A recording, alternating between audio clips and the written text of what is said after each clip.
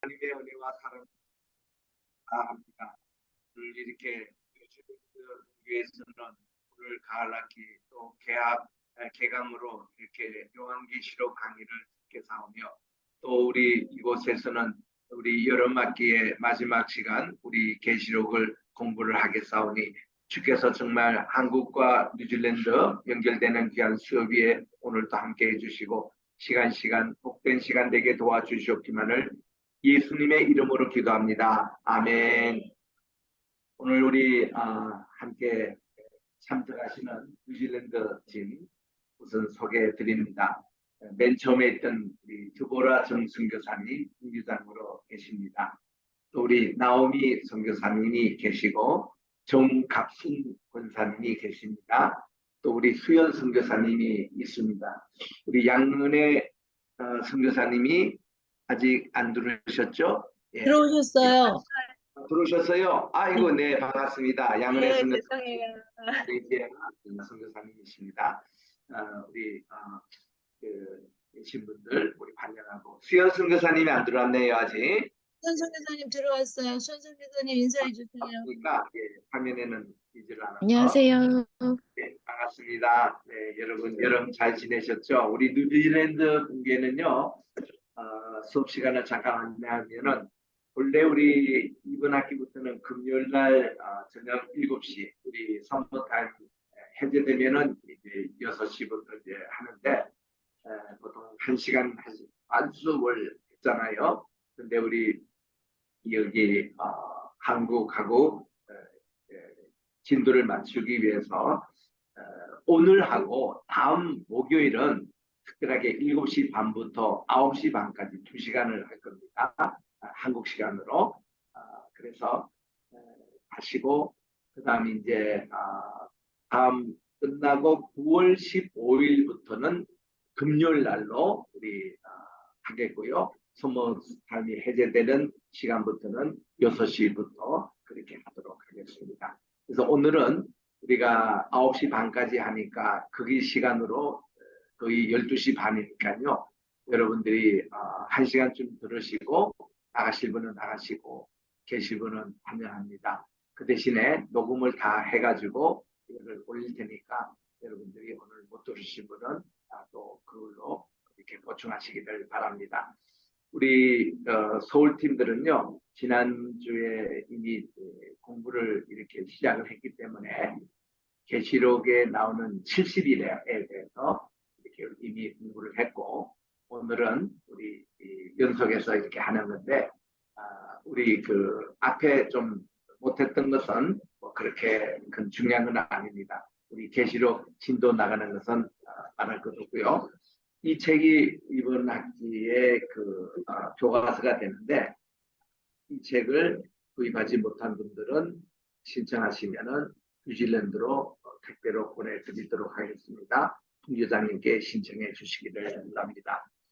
오늘 창세기와 계시록 짝을 이어서 공부를 해야 된다라는 것을 말씀을 드리면서 우리 그 창세기는 성경의 처음 책이고 계시록은 마지막 책이잖아요.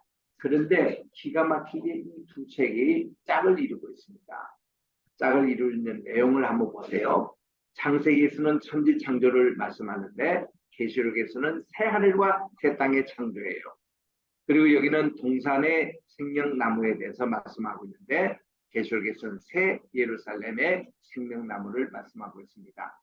또 에덴 동산의 강이 몇 개냐고 얘기할 때는 4개라고 하는 것은 틀린 말이에요. 에덴 동산의 강이 하나였다고 되어 있습니다. 하나가 4개 지루를 형성해서 온 땅을 쳤다 이렇게 되어 있습니다. 예를 들면 우리 그 태백산에서 시작했던 한강이 여러 가지 명칭이 바뀌어요. 크게는 북한강, 남한강도 있고 한강이 오다가 충주호를 이루어서 충주댐을 거쳐가지고 이렇게 내려오잖아요. 소양댐을 또 거치고 그러다가 여기 오면은 이게 무슨 몇 가지 강 지류를 이렇게 합쳐서 한강이 저 인천 앞바다로 서해로 이제 흘러내립니다. 그처럼 에덴 동산의 강이 하나였는데 이것이 네 가지로 나눠져 가지고 이제 비손강이 있었고 기온강이 흐르고 유프라데스 강이 흐르고 티그리스 강 이렇게 네 개 강으로 된 겁니다. 그런데 계시록에도 21장에 보니까 새 예루살렘에 한 강이 있어가지고 그 강이 흐르는 곳마다 온 생명이 다시 살아나고 회복되는 역사가 일어났던 겁니다. 그리고 여기 창세기에는 첫 결혼이 나오잖아요.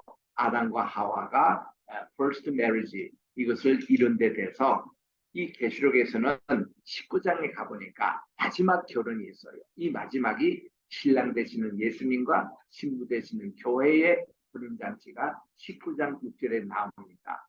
그래서 last marriage가 여기 있고 또 이 창세기에서는 사탄의 역사가 시작이 돼요. 하나님께서 이렇게 인간을 하나님의 형상과 모양대로 창조함에 대해서 시기가 나가지고 인간이 이 땅을 다 정복하라고 하나님이 청지기 사명을 주셨는데 사탄이 자기가 하는 것을 뺏기니까 여기 사탄의 역사가 시작된 거거든요. 근데 계시록에서는 계시록 17장, 18장 이게 바벨론 음녀의 최후가 나오고 마지막 20장에 사탄이 영원히 이제 멸망하는 둘째 사망이 나옵니다. 또 창세기에서는 죽음이 들어와요. 하나님이 따먹지 말라는 것을 그들이 따먹고 말미암아 죽음이 이제 시작이 됩니다. 그런데 계시록에서는 죽음이 더 이상 없어요. 그리고 여기는 눈물도 없습니다. 고난도 없어요. 그래서 이 지상에 있는데 천국에 없는 게 많이 있습니다. 공동묘지도 있을 필요가 없고 병원도 없고 형무소도 없고 경찰서도 없고 그 천국에 가보면 학교도 없고 거기는 정말 교회 하나님께 예배드리고 찬양하는 그밖에 없거든요. 그 죽음 자체가 없습니다. 그 다음 또 창세기에는 죄로 인해서 특권을 잃어버렸습니다. Man lost privileges because of sin. 인간의 정말 죄로 인해서 특권을 잃어버리는데 계시록에 가보면은 man regains privileges because of Christ's payment for sin. 예수님께서 우리 죄를 대속해서 돌아가심으로 속죄를 해주심으로 우리가 이 특권을 다시 회복하는 내용이 계시록에 나옵니다. 그래서 이 창세기에는 슬픔, 고통, 죽음의 시작이지만 계시록은 모든 눈물을 주님께서 닦아내시고 천국 가면요 스트레스도 없어요. 고민도 없습니다. 고난도 없습니다. 욕설도 없습니다. 폭력도 없습니다.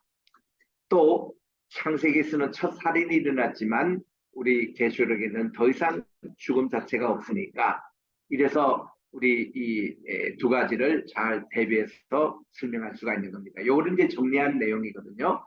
창세기와 계시록은 짝을 이루고 있습니다. 그래서 우리 창세기 1장, 2장과 계시록 맨 마지막인 21장, 22장 요 넉 장만 잘 이해하면은 우리는 에덴 동산을 다시 회복할 수 있다는 그런 메시지가 계시록의 하나님의 정말 플랜 여기에 나옵니다. 그 A 보면 창조된 땅, 이거는 처음 땅이 없어지고 B 보면 큰 광명으로 낫을 주관하시지만 저기는 해나 달의 비침이 더 이상 없고 하나님이 광채시고 천국은 내 밝은 빛입니다. 그 다음 어둠을 밤이라 했는데 저기는 더 이상 밤이 없어요. 모인물을 바다라 했는데 저기는 바다도 다시 있지 않습니다. 이 바다라는 것은 두 가지 다 있거든요. 긍정적인 의미의 바다는 생물하고 번성하고 이런 이미지가 있는데 부정적인 의미의 바다는 아주 거기 흉악하고 또 많은 사람들이 죽고 풍랑에 죽고 이런 이미지가 있습니다. 이런 부정적인 바다의 개념이 더 이상 없어요. 천국에는. 그 다음 강이 동산을 적신다 됐는데 여기 이제 생명수 강이 이렇게 한가운데 있어서 흐릅니다. 그러면 생명수 강이 쫙 흐르면요 모든 거기는 12달이나 어떤 각양 열매를 맺게 됩니다. 그리고 이 생명수 강에 가는 곳마다 약초가 돼가지고 모든 좋지 않은 것이 재생되고 살아납니다. 회복이 돼요. 이런 생명수 강이 계속 흐르는 겁니다.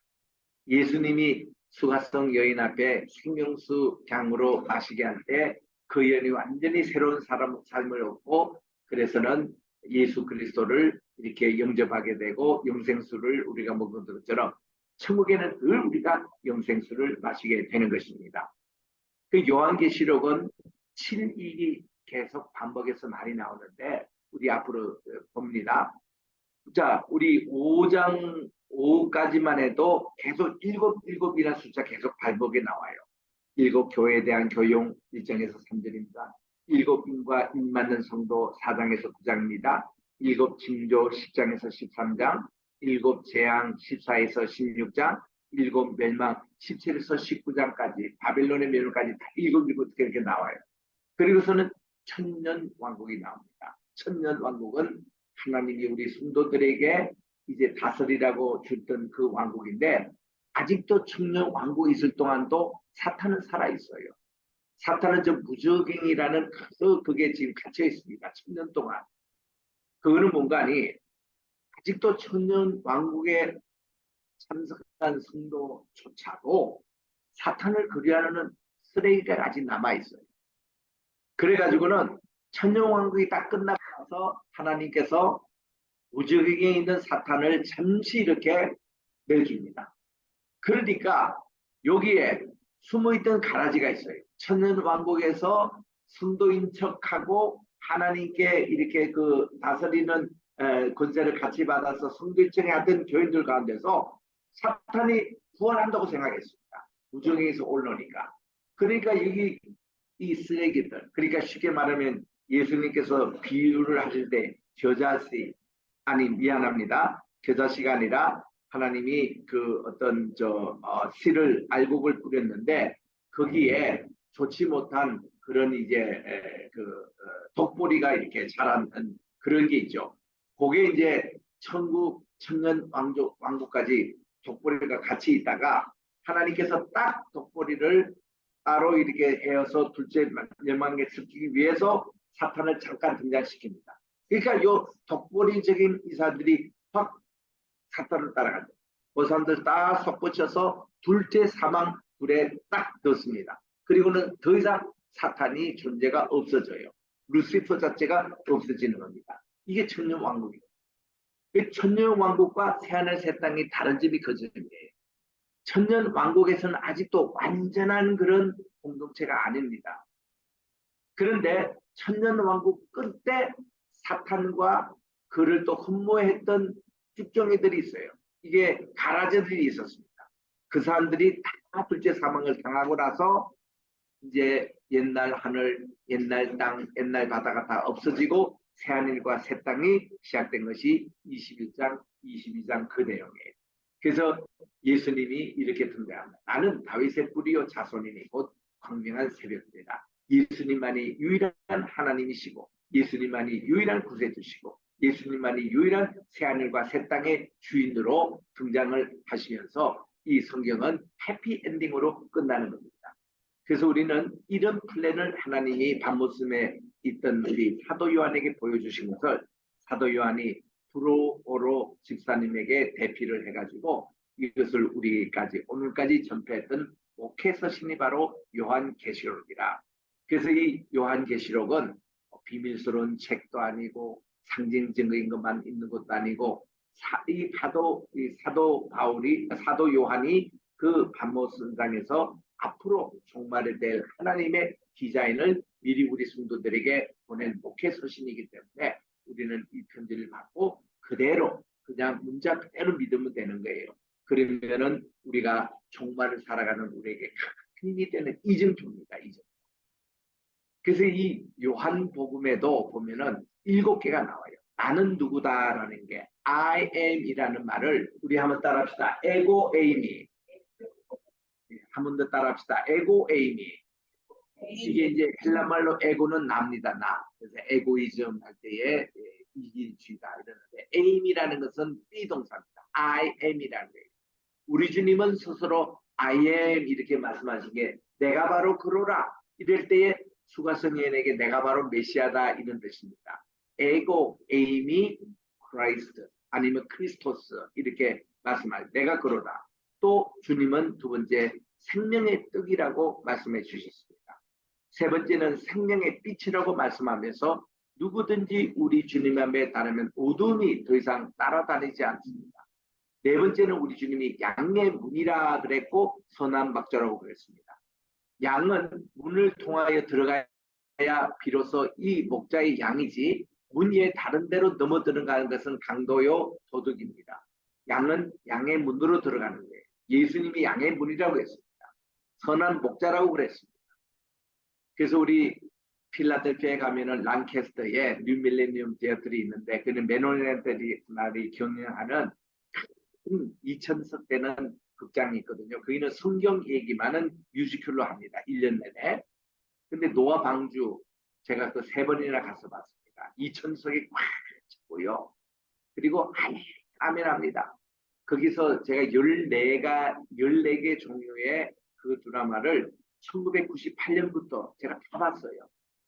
다 봤는데 노아 방주 정말 볼만합니다.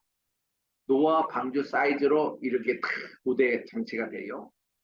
그리고 그 안에 소, 말, 약대 이런 거 다 들어가는 거를 실제로 300마리의 동물을 동원해 가지고 그 방주 안에 들어가요. 실제로. 그리고 노아의 8가정이 들어가고 그 방주 속에서 어떻게 생활했는지 이런 거를 다 이렇게 얘기합니다. 그리고 1년 2개월 27일 동안 방주 안에 있으면서 있었던 일들을 하고 그리고 이렇게 홍수가 끝나고 그들이 방주에서 다시 나와가지고 하나님께 예배드리는데 무지개가 이렇게 잊혀지는 이것이 큰 무대에 좋은 뮤지컬로 다 찬양 부르고 합창할 때 합창하고 동창할 때 하고 이중창할 때 하고 이거 노아의 아내와 그리고 정말 그 아들과 함과 셈과 야베 그리고 이제 그 자부들 그 며느리까지 8식구가 이렇게 하는데 얼마나 열심히 노아 방주를 하면서 봉사했는지 몰라요. 똥 오줌 다 치우고 그 짐승들에게 밥을 다 제공하고 정말 이들을 참 케어하고 이런 일들을 그 드라마에서 다 하는 거예요. 2시간 반. 그리고는 제일 마지막 장면에 뭐가 나오냐면은 노아의 방주가 교회로 변합니다. 그리고 십자가가 딱 나와요. 이 노아 방주 안에 들어가는 문이 교회에 들어가는 입구의 문으로 십자가로 탁 하면서 예수님이 딱 등장하세요. 그러니까 노아는 예수님의 그림자였습니다.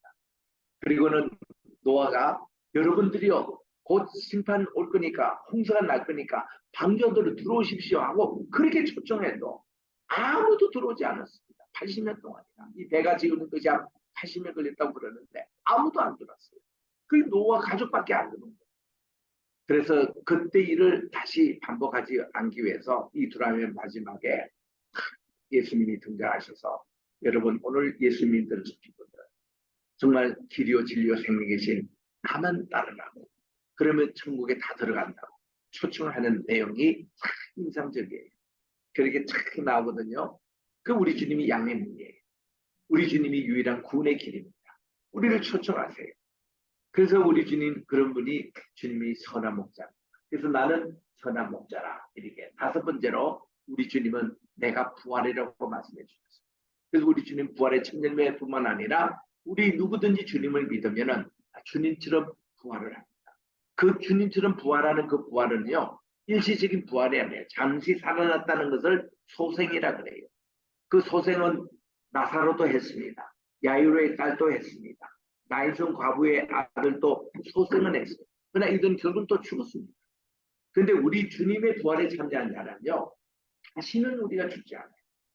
그 우리 주님이 이렇게 말씀합니다. 나는 부활이요 생명이니 누구든지 나를 믿는다는 죽어도 살겠고 살아서 나를 믿는 자는 영원히 죽지 않으리라. 이런 말씀이었어요. 우리는 살아서 우리 주님을 믿었기 때문에 우리에게는 죽음이라는 게 없습니다. 사실 지금 예수 믿고 구원받은 사람들이요 죽는 것은요 우리가 육의 장막에서 영의 장막을 덧입는 것뿐이지 죽음이라는 개념이 천국에 그냥 들어가는 것뿐이지 우리는 사실 죽음이란 따로 없습니다. 세상에서 죽음이라고 하죠. 그러나 주님 앞에서는 죽음이 없어요. 우리는 이런 생활을 우리가 지금 살아가고 있는 거예요. 누구든지 나를 믿는 자는 죽어도 살겠다고 이렇게 말씀합니다. 나사로처럼. 그리고 나를 살아서 믿는 자는 영원히 죽지 않아요. 우리가 지금 살아서 예수 믿고 예배 드리고 지금 우리가 지금 성도들 있잖아요. 성도들이 죽으면 죽음이 아니에요. 그게. 그냥 세상에서 말하는 이제 나이 많이 먹고 그렇게 해서 죽는 그런 것이기 때문에 우리 신앙의 선배들은 장례식이 따로 없습니다. 우리 요한 웨슬레도 내가 죽거들랑 내가 그것은 끝나는 게 아니기 때문에 천국에 가는 찬양만 많이 불러달라. 천국 환송 예배니까. 그렇게 했죠. 또 요한 칼빈도 내가 죽거들랑 모든 욕망은 하나님께.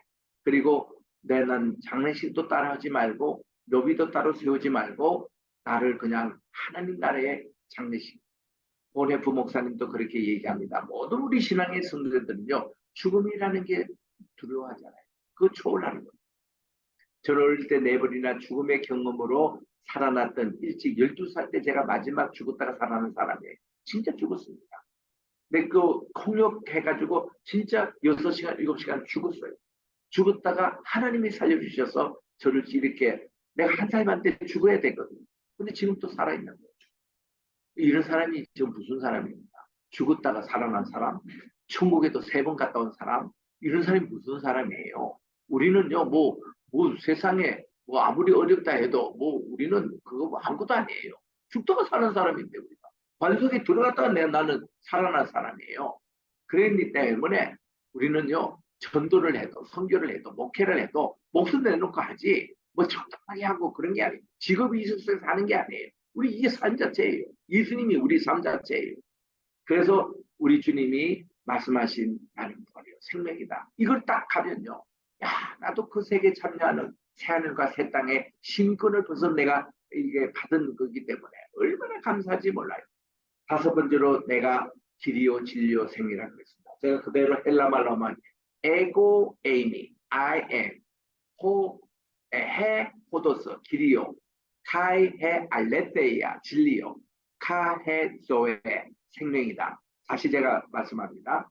에고 에이미 해 호도스 카이 해 알레테이아 카이 해 소에 이것이 나는 길이요 진리요 생명이니 누구든지 나로 말미암지 않고는 아버지께 갈 사가 없다. 왜냐하면 예수님 자신이 아버지예요. 사실 예수님 자신은 하나님이세요.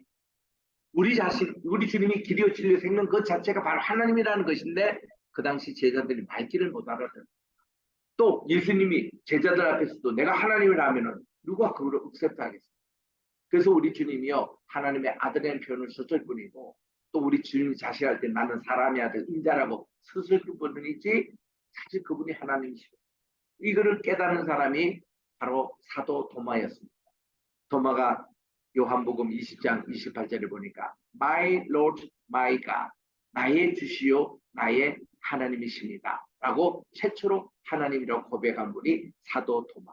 그래서 이거를 딱 캐치해가지고 사도 요한은 예수님이 바로 하나님이시라고 20장 31절에 쓰고 있습니다. 그래서 이런 비밀 얘기를 우리가 이렇게 좀 말씀을 통해서 우리가 읽었는데 계시록에서도 예수님이 바로 하나님이신 것을 4장 5장에 가면 우리 공부할 때 나와요. 천상 예배에 갔거든요. 근데 어린 양 보좌가 나옵니다. 그럼 우리 생각에는 어린 양 보좌 예수님 자리에 있으면 그럼 하나님 어디 앉아 계시고 성령님 어디 앉아 계시냐 이렇게 우리가 흔히 생각하잖아요. 근데 없어요. 다른 보좌는 없습니다. 제가 중요한 거 한마디 할게요. 여러분들 흔히 사도신경에서도 예수님이 부활 승천하셔서 지금 하나님의 오른편에 앉아 계시다가 그분이 이제 재림할 것이다. 이렇게 우리는 다 알고 있습니다. 잘못 신앙이에요. 거기서 하나님의 오른편 보좌라 그러면 왼편 보좌도 있어야 되고 중앙에 있어야 될 걸로 우리가 생각하잖아요. 히브리인들 유대인들의 개념에 의하면 하나님은 한 분 하나님이시지 세 분의 하나님이 아니에요. 그래서 하나님의 우편 오른쪽에 보좌라는 계지문관이 히브리말 어법에 보면 오른쪽이라 때는 가장 중심, 가장 중요한 그런 뜻이지 우리가 생각하는 왼편, 중앙 이런 개념이 없다라는 것입니다. 굉장히 지금 제가 중요한 얘기를 합니다. 그래서 우리 삼일체 하나님을 어떻게 보시냐. 그분 자신은 한 분 하나님이세요. 한 분 하나님이신데 우리 사람들이 말뜻을 못 알아들으니까 그러니까 아버지 아들 개념으로 성령 하나님뿐이에요. 근데 그 아버지는 아들이고 그 아들이 아버지. 우리가 생각하는 어머니 있고 거기서 아들 그런 개념이 아니라 마침 이 이집트에 가면은 바로가 이제 선왕 바로가 이제 자기 후계자에게 너는 자기 바로다. 얘기할 때 이런 얘기합니다. You are my image. 너는 나의 형상이다. 이렇게 얘기합니다. 이 말은 뭔가니 바로가 죽으면서 자기 모든 주도권을 아들에게 넘기는 것이에요. 그래서 이집트에서는 형상, 너는 나의 형상이라 이럴 때는 통치권이 아버지의 통치권과 아들 통치가 하나라는 그런 뜻이 됩니다. 그게 두 개가 아니고 하나. 그래서 하나님이 창세기 1장 26절에 우리 하나님께서 우리가 우리의 형상과 모양을 따라 사람을 만들자. 그럴 때에 우리의 할 때 이 우리라는 것은 성부, 성자, 성령 하나님만이 아니에요. 그거는 알렉산드리아라고 캐토릭에서 그렇게 그를 이제 번역하는 것 뿐입니다. 그게 아니고 하나님이 이때는요 천상에 있는 회의에 참석한 하나님과 천군 천사들의 그런 모양과 형상 이런 뜻이에요. 거기서 형상을 할 때는 뭐 우리 같이 눈과 있고 코가 있고 하나님이 그런 개념이 아니에요. 하나님 우리를 지으신 창조주는 그렇게 생기지 않았습니다. 하나님은 그런 그것이 그 자체가 필요 없는 분이에요. 하나님은 말씀 자체고 빛 자체입니다. 그러니까 하나님 대해서 마음대로 막 그냥 하나님 그리라면 우리 주일학교 아이들이 80% 90% 전부 다 영감 할아버지 그래요. 흰머리 있고 그냥 수염까지도 있고 막 눈코 다 있고 이렇게 그리는 거 기독교에서 잘못 가르쳐요. 하나님을 마음대로 그렇게 얘기를 못해요. 그래서 내가요 나는 좀 아버지 그 목사님 밑에서 어머님이 나를 가르칠 때에 우리가 누님이 둘이 있어가지고 파평윤 씨는 이 윤 씨가 참 이 아들이 귀한 집안입니다. 그 제가 이게 파평윤 씨 종선인데 39대거든요. 윤석열 대통령이 37대인데 그 종선 집안이 이게 대가 많잖아요. 아들이 참 귀한 집안에서 제가 태어납니다. 그러니까 아버지 어머니 기도하시기를 아이고 이번에 또 딸 주시면 이거 안 되는데 참 6.25 때 얼마나 그 가난고 못 살 때입니까? 이번에 아들 태어난다면 이름을 사무엘이라 하고 아들로 주시는 하나님께 정말 평생 나신 인을 바치고 목사로 그 길로 걸어가겠습니다. 저는 아무 내하고 의사 관계없이 태어나자마자는 목사가 된 거고 목사 애들로 나는 평생 나신 인이 되고 이 길로 그냥 지금까지 70평생 이렇게 지금 살고 있거든요. 근데 나는 너무 행복해요. 이 행복한 끝난 것이 12살 때 내가 이거 깨닫는 거예요. 네 번째 내가 죽음을 당할 때에 야, 그때 내가 하나님과 딜했거든요. 하나님이 지금 저를 데려가시면 굉장히 손해보실 겁니다. 하나님 마음대로 하이소. 하나님이 나를 데리고 그냥 복음 전파하고 앞으로 이렇게 목사하고 주의 사역으로 많이 할 텐데 그냥 주님 마음대로 하십니까? 하나님이 급하신지요. 제가 완전히 죽음으로 막 내려가고 있었어요. 암흑의 세계로 막 내려갔는데 저 반대편에서 큰 빛이 강한 빛이 쫙 오면서 이 내 깊은 터널로 가고 있는 나를 뚝 꺼져가지고 이 터널 끝에까지 뻥 했는데 내가 살아났다. 이거는 나는 결정적으로 2번 죽었습니다. 완전히 죽었어요. 근데 제가 그렇게 살아났을 때에 하나님께 소원기도가 한 게 있잖아요. 하나님 저를 살려주신다면은 하루도 나를 위해서 살지 말고 하나님 위해서 살겠습니다. 우리 로마서 14장 8절에 있는 대로 내가 살아도 주를 위해서 살고 죽어도 주를 위해서 사나니 그러므로 사나 죽거나 내가 주님의 것이다. 이 말씀이 내가 그대로 실천해서 내가 지금까지 살고 있는 거예요. 그래서 내가 그 후로 인생에 대해서 내가 한 번도 내 자신이 사는 것 없습니다. 나는 그냥 나는 죽었고 주님이 내 안에 살고 갈라디아서 2장 20절에 있는 말씀대로 주님께서 내 안에 살기 때문에 살아 죽어나 내가 주님의 것이라고 지금까지 살고 있잖아요. 그래서 제게는 죽음에 대한 두려움이 없습니다. 실제로 없습니다. 한 번은 뉴욕으로 가고 있는데 그때 서울에 이제 집회 끝나고 뉴욕으로 가고 있는데요. 뉴욕 2시간 남겨두고 이 비행기가요. 저쪽에서 이까지 250m 이상 아마 직항으로 뚝 떨어졌어요. 나중에 들어보니까 기압의 그 갑자기 변화가 있으면 그런 것이 있다고 했는데 그때 비행기에 우리 탄 400명 승객과 그 20명의 그 승무원이 살아남는다고 생각하는 사람 아무도 없었습니다. 그때 막 이게 그 공기 주기가 터지고 그냥 우리가 막 이거 시트벨트 안에 사람 거꾸로 처박히고 위에 있는 짐들이 떨어지고 난리 난장만 사. 그런데요, 이런 가운데서 진짜로 이게 흔들리고 이런 데 대해서 이렇게 앉아있는 사람 누군가면요, 일본 사람들, 일본 성직들이 친척하게 20명, 30명이 다 있고는 나머지 난리가 났어요.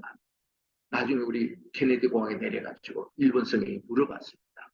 아니, 당신들은 아까 그런 상황에서 어떻게 그랬냐? 이래요. 우리 일본은요, 하도 지진이 많아가지고 우리는 이런 데 익숙합니다. 이런 얘기 하더라고. 그래서 우리가 깨달았어요. 일본은 실제로 그래요. 아주 냉정할 정도로, 징그러울 정도로 이 사람들이 위에 딱 보면요, 일본 사람들 하게 질서 딱 지키면서 있는 거예요.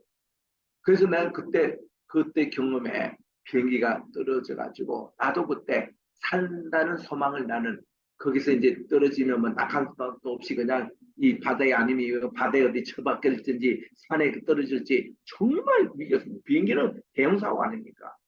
그때도 내가요, 죽음에 대한 두려움이, 이제 내가 천국 갔구나.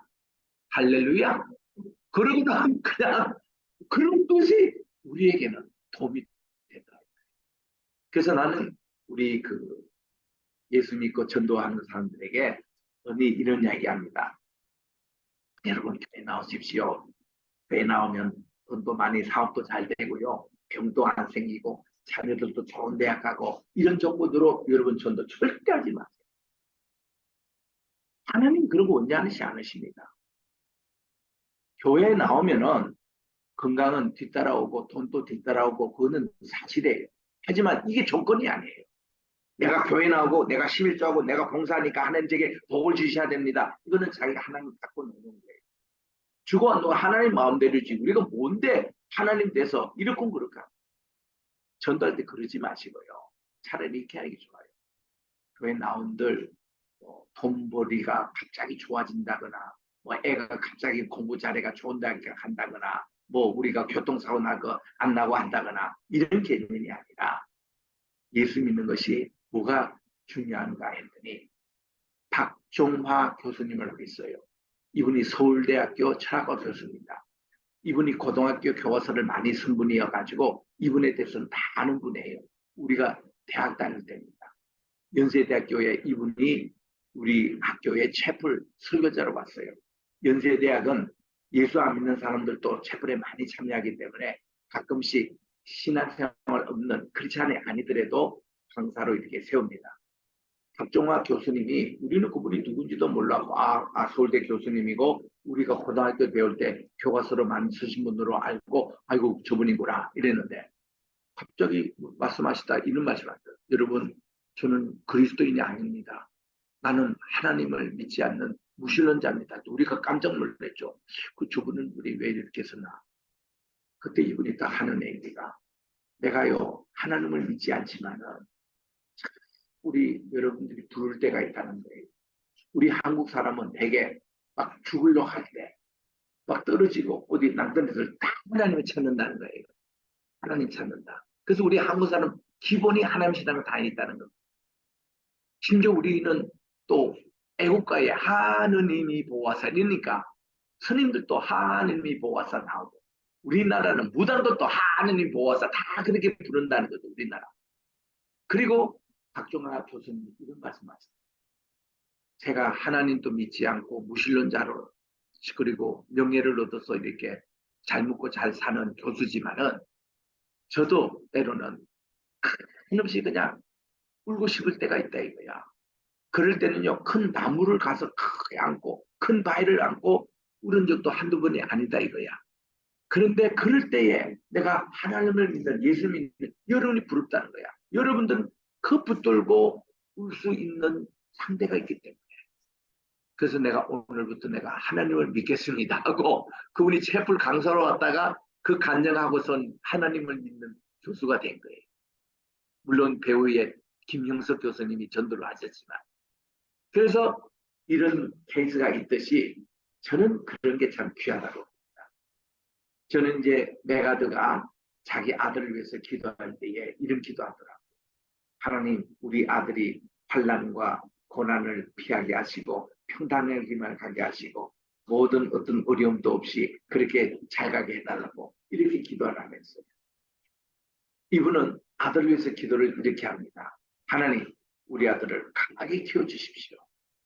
저 친구에게도 고난도 경험하게 하시고 환난도 경험해 하셔서 그런 거 오면은 담대하게 이길 수 있는 힘을 주시고 그리고 높은 산에 있으면 그를 뚫고 올라갈 수 있는 그런 강인한 힘을 우리 아들에게 주십시오. 여러분, 이게 진짜 메가다가 아들을 사랑하는 기도라고 봅니다. 아이들 너무 오여야 키우고 약하게 키우니까 요즘 아이들이 이거 개판 아닙니까? 메가다가 그렇게 기도합니다. 멋있는 기도라고 주고 하나님이 우리 이스라엘 백성들 그렇게 고되게 훈련을 시켰어요. 최근에 진짜 시내산 제가 사우디아라비아도 갔다 왔습니다만 그 자체가 탐사 수준이지 순례 수준이 아니에요.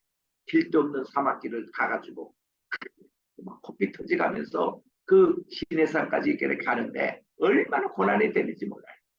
그래서 이스라엘 백성들이 40년 동안 하나님께 10번 불평했다 그러는데 야 우리 성지순례 41명이 가는데 이거 뭐 40명 가라고 불평하는 사람이 없어. 자동차가 왜 이러느냐 도로가 왜 이러느냐 아이고 물도 이렇게 막 쉬고 싶다 왜 이렇게 춥느냐 왜 이렇게 별별 불평들이 다 있었어요. 화장실이냐 있나 2시간 반 3시간 달려도 화장실이 없는 그런 곳에 우리가 탐사를 갔거든요. 그런데요 지내는 거 보니까 그게 다 놀라운 체험이에요. 지금 그 고난의 길에 가자고 할 때 그때 불편한 건 아무도 안 갈 것 같은데 다시 한번 가보시죠. 여러분 여행이라는 것은요 가서 편안하게 잘 먹고 잘 쉬고 하는 여행은 하나도 우리 기억에 남지 않습니다. 여행하면서 고생하는 것은 기억에 남아가지고 그런 것은 다시 한번 가고 싶어요. 추억. 어?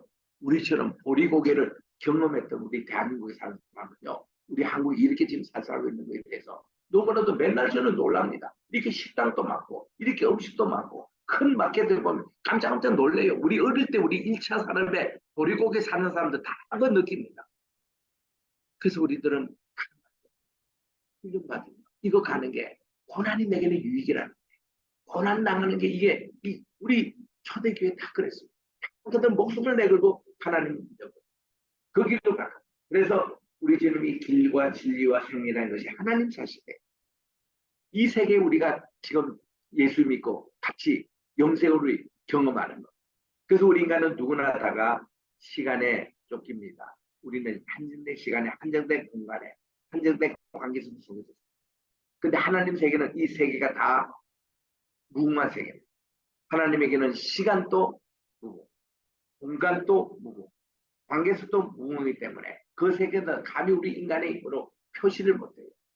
저는 그랬잖아요. 저는 세 번이나 하나님께서요.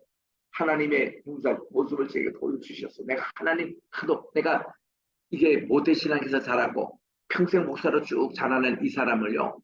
참 신앙 갖기가 힘듭니다. 모태신앙 가진 사람. 왜냐하면 그게 단 줄 알고 어릴 때부터 가기 때문에 특별한 체험이 없어요. 우리에게는.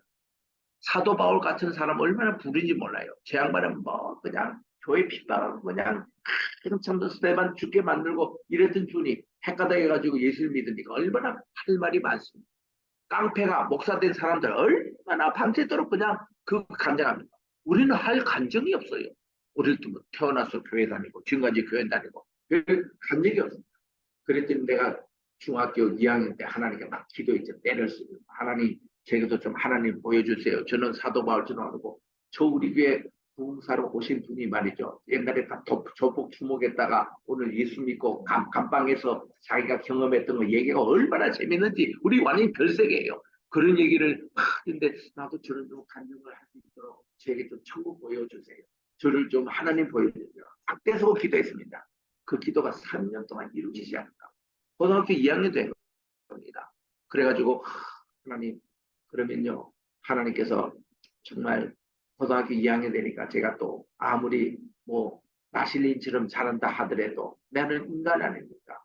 이성이 있어가지고 고등학교 2학년부터 왜 여학생이 그렇게 이쁘게들 보이는지 그래 교회 가도 내가 그때 고등학교 2학년 또 찬양 내려가는데 그 앞에 앉은 여고생 이 경북여고 애들이 왜 그렇게 이쁘게 보이는지 그런데 마침 그때 우리 전도사님이 뭐라고 설명하는가 하니 설교한테 여러분 나이 때는 이제 남자와 여자의 관심을 가질 때이기 때문에 여러분들 기도하실 때에 늘 남학생은 여학생들 보면은 저 전봇대 같이 그렇게 보이고 전봇대 그냥 또 여학생이 남학생 볼 때는 바위 덩어리라 이렇게 봐야 그게 은혜 받는 사람의 표시라고 해서 전도사님의 쓸데없는 설교 듣고는 그게 단줄 알고 하나님께 기도하기 시작했죠.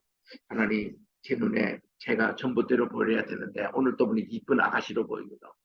그러니까 내가 40일 금식 기도하기 위해서 물론 온전한 금식은 아니에요. 그때 고등학교 때 한참 공부할 때 하니까 제가 저녁을 금식 기도하고 할 테니까 40일 지나면 저 여학생이 전봇대로 보이게 해주십시오 하고 열심히 기도하면서 했습니다. 40일 그렇게 해서 참 간신히 금식 기도가 마쳤거든요. 그래가지고는 교회 딱 가가지고 이제 눈도 안 뜨고 기도했어요. 하나님 40일 금식 기도 마쳤으니 이제 저 여학생이 앞에 그 두 학생의 이름도 내가 다 잊어버렸습니다만 전봇대로 보내요. 눈을 뜨니까 더 이쁘게 보여. 근데 내가 40일 금식도 왜 했어요? 그랬더니 내가 그날 저녁에 가서 하나님 따졌어요. 하나님 40일 또 해야 됩니까? 도대체 더 이쁘게 보이는데 이게 뭐 어떻게 됩니까? 하나님 아무 대답, 하나님도 참 답답하는데 내가 답답할 때는 아무 얘기도 안 하셔요. 3일 딱 지나니까요. 새벽 기도 마치고 그때는 내가 하숙할 때인데 우리 새벽 기도 할 때 내가 우리 하숙생들 7명 모아놓고 내가 새벽 기도 한다고 했거든요. 그래가지고 끝나고 이제 내가 방에 가서 기도를 하는데 하나님이 내 마음에 그때 응답을 진짜 주세요. 하나님이 좀 지각은 하시지만 말씀은 제게 주시더라고요. 사무엘아, 예. 네가 네 학생 보고 보니까 전봇대로 보이는 원하느냐? 예, 그렇습니다. 전봇대를 보면 네 눈이 병신을 한다. 그렇게 딱 응답을 주시더라고요.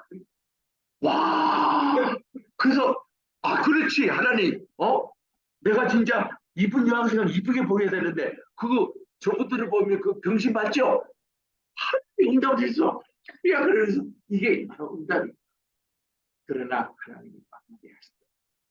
근데 네가 공부할 때는 그런데 너무 관심 갖지 말고 이쁘게 속으로만 생각하고 그냥 지나면 된다. 이렇게 해가지고 그다음부터는 그 전도사님 사기꾼 가지고 처음에 성기도 없는 얘기를 쓸데없이 얘기해가지고 얼마나 맞아.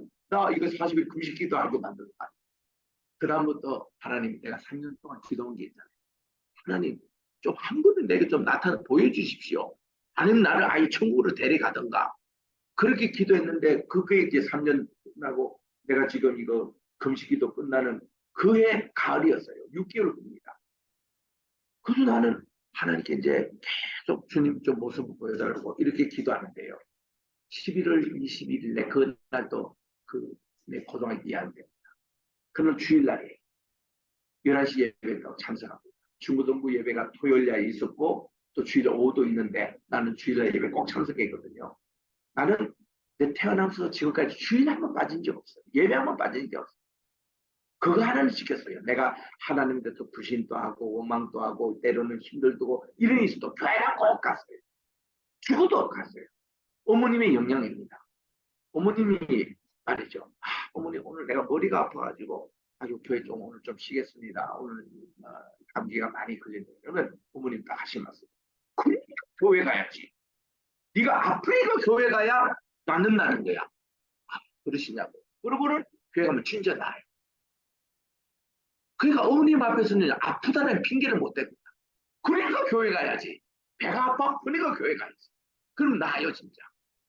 그 어머님은 전도하실 때 보면 우리 교인들이 누가 집사님 아이고 귀한 손님이 오시가 오늘 교회 먹게 돼. 이러면 어머니가 야단칩니다.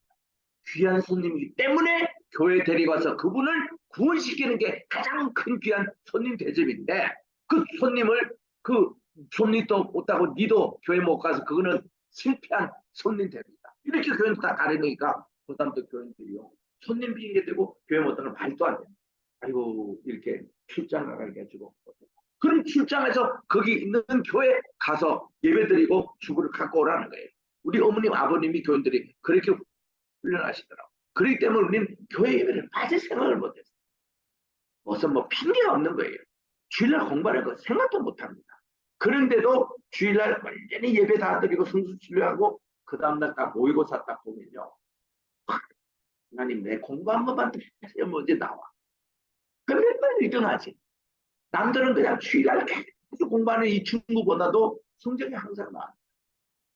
하나님이 정답을 가르쳐 주시는 거 여러분 체험 안 해보셨죠? 저는요, 딱 겐도를 떼는 거 아니라 하나님 어제 내가 정말 주님을 봉사하고 예배 열심히 보았는데 요거 지금 3번인지 4인지 모르겠거든요. 하나님 가르쳐 주시면 하나님께 3번 써라. 3번 딱 쓰면 정답이에요. 그래가지고 내 고등학교 입학할 때도 100점 정규에서 1등을 했고 또 뭐 모의고사 하면 항상 1등. 하나님이 그거 가르쳐 주세요. 내가 얘기하는 여러분 안 믿겨지죠? 여러분 이거 내가 천재 교육 시킬 때 내가 다 애들이 간증하는 얘기. 여러분 이렇게 하면 머리가 이게 비상해져가지고 제게 강의 듣는 애들 공부 못하는 애들 없어요. 옛날부터 내가 학원 강사하면서 자 그런 얘기 하는 것이 아니고 제 감정을 작달하면서 하나님을 보여달라고 그렇게 기도했거든요. 정말 11월 21일 주일날 예배 시간인데 나는 그때 목사님이 무슨 설교를 했고 무슨 사람들 그거 기억 안 났단 말이에요. 갑자기 빛이 강당 위에서 쫙 비춰오는데 하나님이시다. 난 하나님이 눈이 있고 코 있고 이런 줄 알았거든요. 아니에요. 하나님의 모습을 우리가 이 눈으로 똑똑히 못 봅니다. 광채가 너무 강해요. 하나님의 모습이 따로 없어요. 불행합니다. 하나님 말씀. 그 모습으로 나타나시는데요. 그때 다른 분들은 내가 봤어요. 장로님, 권사님, 뭐 집사님들 다 몰라. 이분은 그냥 목사님들 다 설교를 듣고 앉아있어 그냥. 나만이 맞죠. 가슴이 뛰고 평화롭고 기쁨이 넘치고 막 미치는 거야. 그냥 하나님 막 내게 나타나서 탁 하신 말씀으로 빌립보서 4장 6절 7절 말씀을 탁 주시더라고요. 아무것도 염려하지 말고 내 모든 간구하시는 하나님께 아뢰면 하나님이 우리 마음의 평강을 지켜주시고 우리에게 이 말씀으로 빌립보서 4장 6절 7절 말씀을 주시던데요.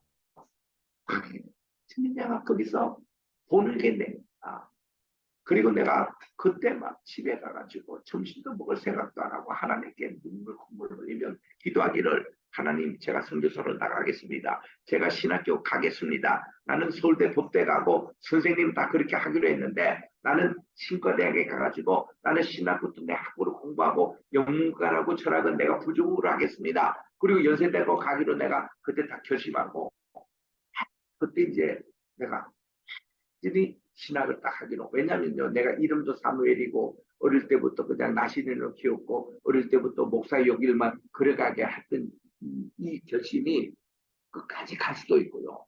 대부분 잘 안 갑니다. 중간에서 다 변형합니다. 그러니까 애들이 타락해요. 목회자 자녀들 가운데서 장로 아들, 목사 아들이 얼마나 교회도 안 다니고 이런 친구들이 많은지 몰라요.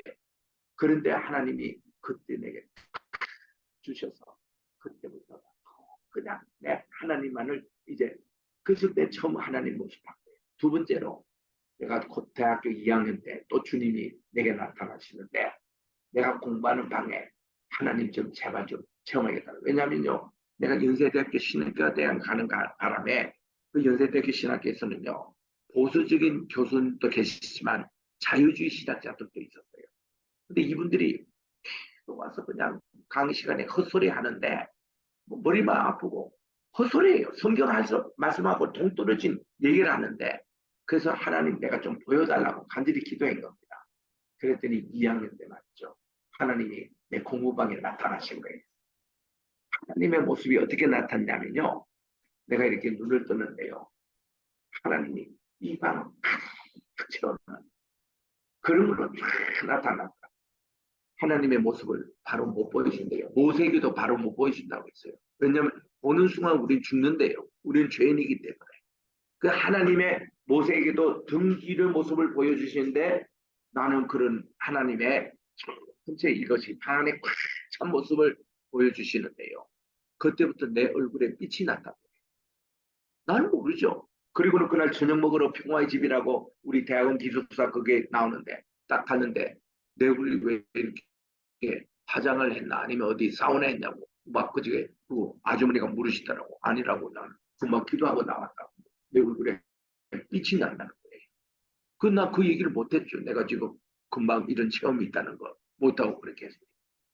그리고 세 번째는 제가 이미 목회하면서 하버드에서 공부할 때에 얼마나 공부하기도 힘들고, 왜냐면요, 나는 하버드에 뭣도 모르고 간 겁니다. 나는 거기 가서 이제 세계 최고의 학부에서 공부하다 보니까 이 한국에서도 내가 최고 좋은 고등학교 공부했죠. 연세대학교도 공부 1등 공부하고 갔죠. 장로신학에서 공부를 하고 갔죠. 그래가지고는 대한민국 제일 좋은 장학금을 받아가지고 그렇게 미국 가서 유학을 하면서 하는데, 그래도 하버드는 가야 내가 이렇게 어디 가서 공부하고 내가 뭐 분터와 같이 버렸다 할 때 그런 얘기를 하고 싶어가지고 최고 학부로 가서 내 공부를 하고 그런데 뭣도 모르고. 하버드는요, 첫째로 돈 많은 부자들만 받는 학교더라. 그 장학금이 없어요. 그리고 등록금이 아주 비쌉니다. 그리고 거기 온 애들 전부 다 무슨 귀족 아들, 무슨 사장 아들, 막 그런 애들만 오는 거예요. 돈이 없는 내같이 돈이 없고 맨날 그냥 그 알바를 해야 될 그런 사람이 오는 데가 아니더라고. 그래가 그거 못도 모르고 간 거죠. 두 번째는 하버드 오기 위해서는요, 여기 좀 박사과정에 들어가서 공부했잖아요. 이 친구들이요, 예를 들면 히브리어 내가 전공인데 히브리어를 하기 위해서 아예 20년 동안 이스라엘 가서 유학하고 온 애들이 히브리어 성경책 달달 외우는 친구들이, 이런 중에서 내가 뭐 대한민국에서 그래도 제일 괜찮은 히브리 교수가 왔다고 해도 내하고는 한국에서 공부하는 이게 천지 차이다. 개입이 안 생기는 거예요. 이게 방법이 없는 거예요. 세 번째는요, 이 미국에서 잘하는 애들은요, 이거 책을 하나 속독을 얼마나 잘하는지. 적어도 하루에 이런 두권 책들 2권 정도는 쏙 소화내면서 리포트를 다 쓰고 제출하는 친구인데요. 우리 한국 사람은 이 속독을 안 배워가지고 이거 한 번씩 보는데 일주일씩 걸립니다. 도저히 공부를 못 따라갑니다. 그래가지고는 내가 찰스 강변이 있습니다. 그 하버드 대학 앞에. 거기 가서 솔직히 말했죠. 내가 예수 안 믿고 신앙 안 했으면 자살하려고도 했어. 여러분, 나 자살하는 사람의 심정을 내가 이해하겠더라고. 그 더 이상 살고 싶지 않은 거예요. 그런 심정에서 그때는 내 자동차도 없었고 자전거 하나 끌고 가가지고 이제는 내가 이제 마지막 하는 거예요. 내가 뭐 저 애도 있었고, 그리고 내가 그 2명 애를 주고 나는 이제 나는 끝나겠습니다. 그런 심정으로. 여러분, 그러면 얼마나 내가 그런 걸 여러분 아실 거예요. 나는 그 가난한 유학생에다가, 그리고 가난한 유학생들 중심한 이민 목회를 하고 있는 목회자로서 가난한 학생, 하버드에서 내만큼 그런 가난하고 이런 사람이 없어요. 실력면도 한국에서는 최고라고 하는 사람이 미국 세계 땅 무대에 나오니까 너무나도 게임이 되잖아. 게임이 도저히 안 되나. 그래서 차라리 그냥 하나님 데려가십시오. 지금까지 내숙한 거 감사합니다. 그런 심정으로 자전거를 끌고 즉 강물에 진짜 간 거예요. 야, 거기서 마지막으로 내가 하나님께 그래도 통성 기도를 한번 하자. 그래가지고 아무도 없잖아. 거기 찰스 강변에 저기 뭐 조깅하는 몇 사람만 보이고 우리 집에서 기도했는데 하나님이 덩어리를 내게 주시면서 방언이 나오고, 뭐 방언 기도는 어릴 때부터 했지만은 방언이 나오면서요, 나도 모르게 눈물 흘리면서 몇 시간 거기서 강변에서 기도했는 거예요. 죽으러 갔다가 하나님은 주님이 나타나시더라고요. 주님을 나타나서 얘기는 안 하세요. 안 하시고 내가 옆에 있는데 네가 왜 죽으려고 하느냐, 그런 어떤 데. 그래서 주님이 계시는데 내가 죽는 이유, 자살 이거는 아니구나. 그리고서는 내가 그때 딱 터닝 포인트 해가지고 좋다. 그럼 공부 한번 해보자. 그래가지고 낮으로 이제 그때부터 책 공부하기 시작하는데, 그다음부터 해니까요. 하나님이 은혜를 베풀 내게 속독 책을요, 이런 책도 2시간이면 다 볼 수 있는 그런 눈을 주시죠. 또 돈이 없잖아요. 그런데 하나님이 하버드에서 최초로 내게 국제학생인데 거기는 장학금을 안 올렸는데 학교에서 장학금을 내게 줬어요. 이런 역사가 막 일어나고, 그리고 또 알바를 통해 가지고 막 부족한 돈을 이렇게 오게 하시고 또 LA에 있는 우리 성도님들이 내게 또 삼천불을 보내주셔가지고 그 학기 못 내는 그또 학비를 다 내게 하셔서 다 이렇게 해결이 되고 그때부터 하나님이요 제게 학제임을 주시는데요. 걔들이 막 노트 필기하면서 그때는 컴퓨터가 없을 시대 타이핑라이트입니다. 그런데도 내 머리에 막 글자가 입력이 되기 시작하는데 연대고 뭐고 막 그냥 기억되는 거예요.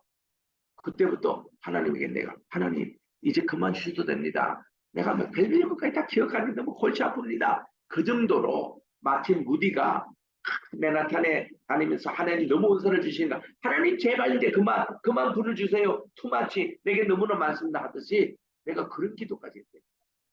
그런 기도하고 2년 후에 이스라엘 간 겁니다. 1988년 이 올림픽 할 때입니다. 우리 한국에 그 해에 하버드에서는 성경 고고하는 고대 운동하면 거기 가서 땅 파고 그거 해야 되거든요. 이스라엘의 아시클론에 가서 우리가 이제 땅을 파고 했는데 그 해에 이게 1988년은 올림픽 제가 86년도에 이스라엘 참가해요.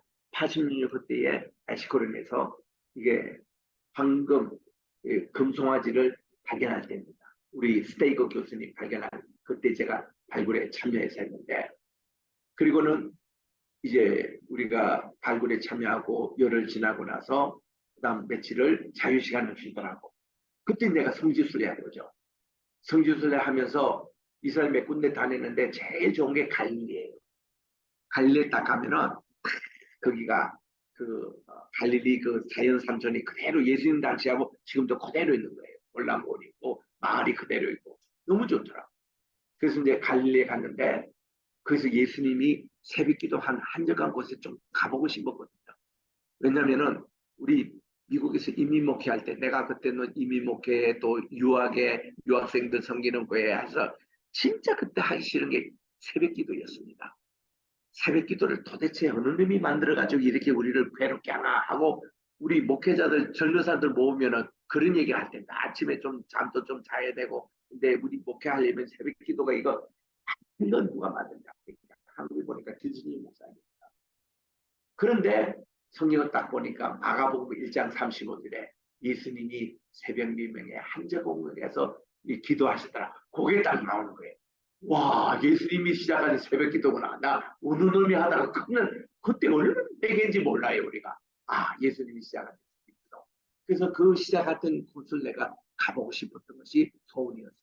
그때 86년도에 마침 갈릴리에 가서 수소문해가지고 이 한적한 곳이 어디입니까?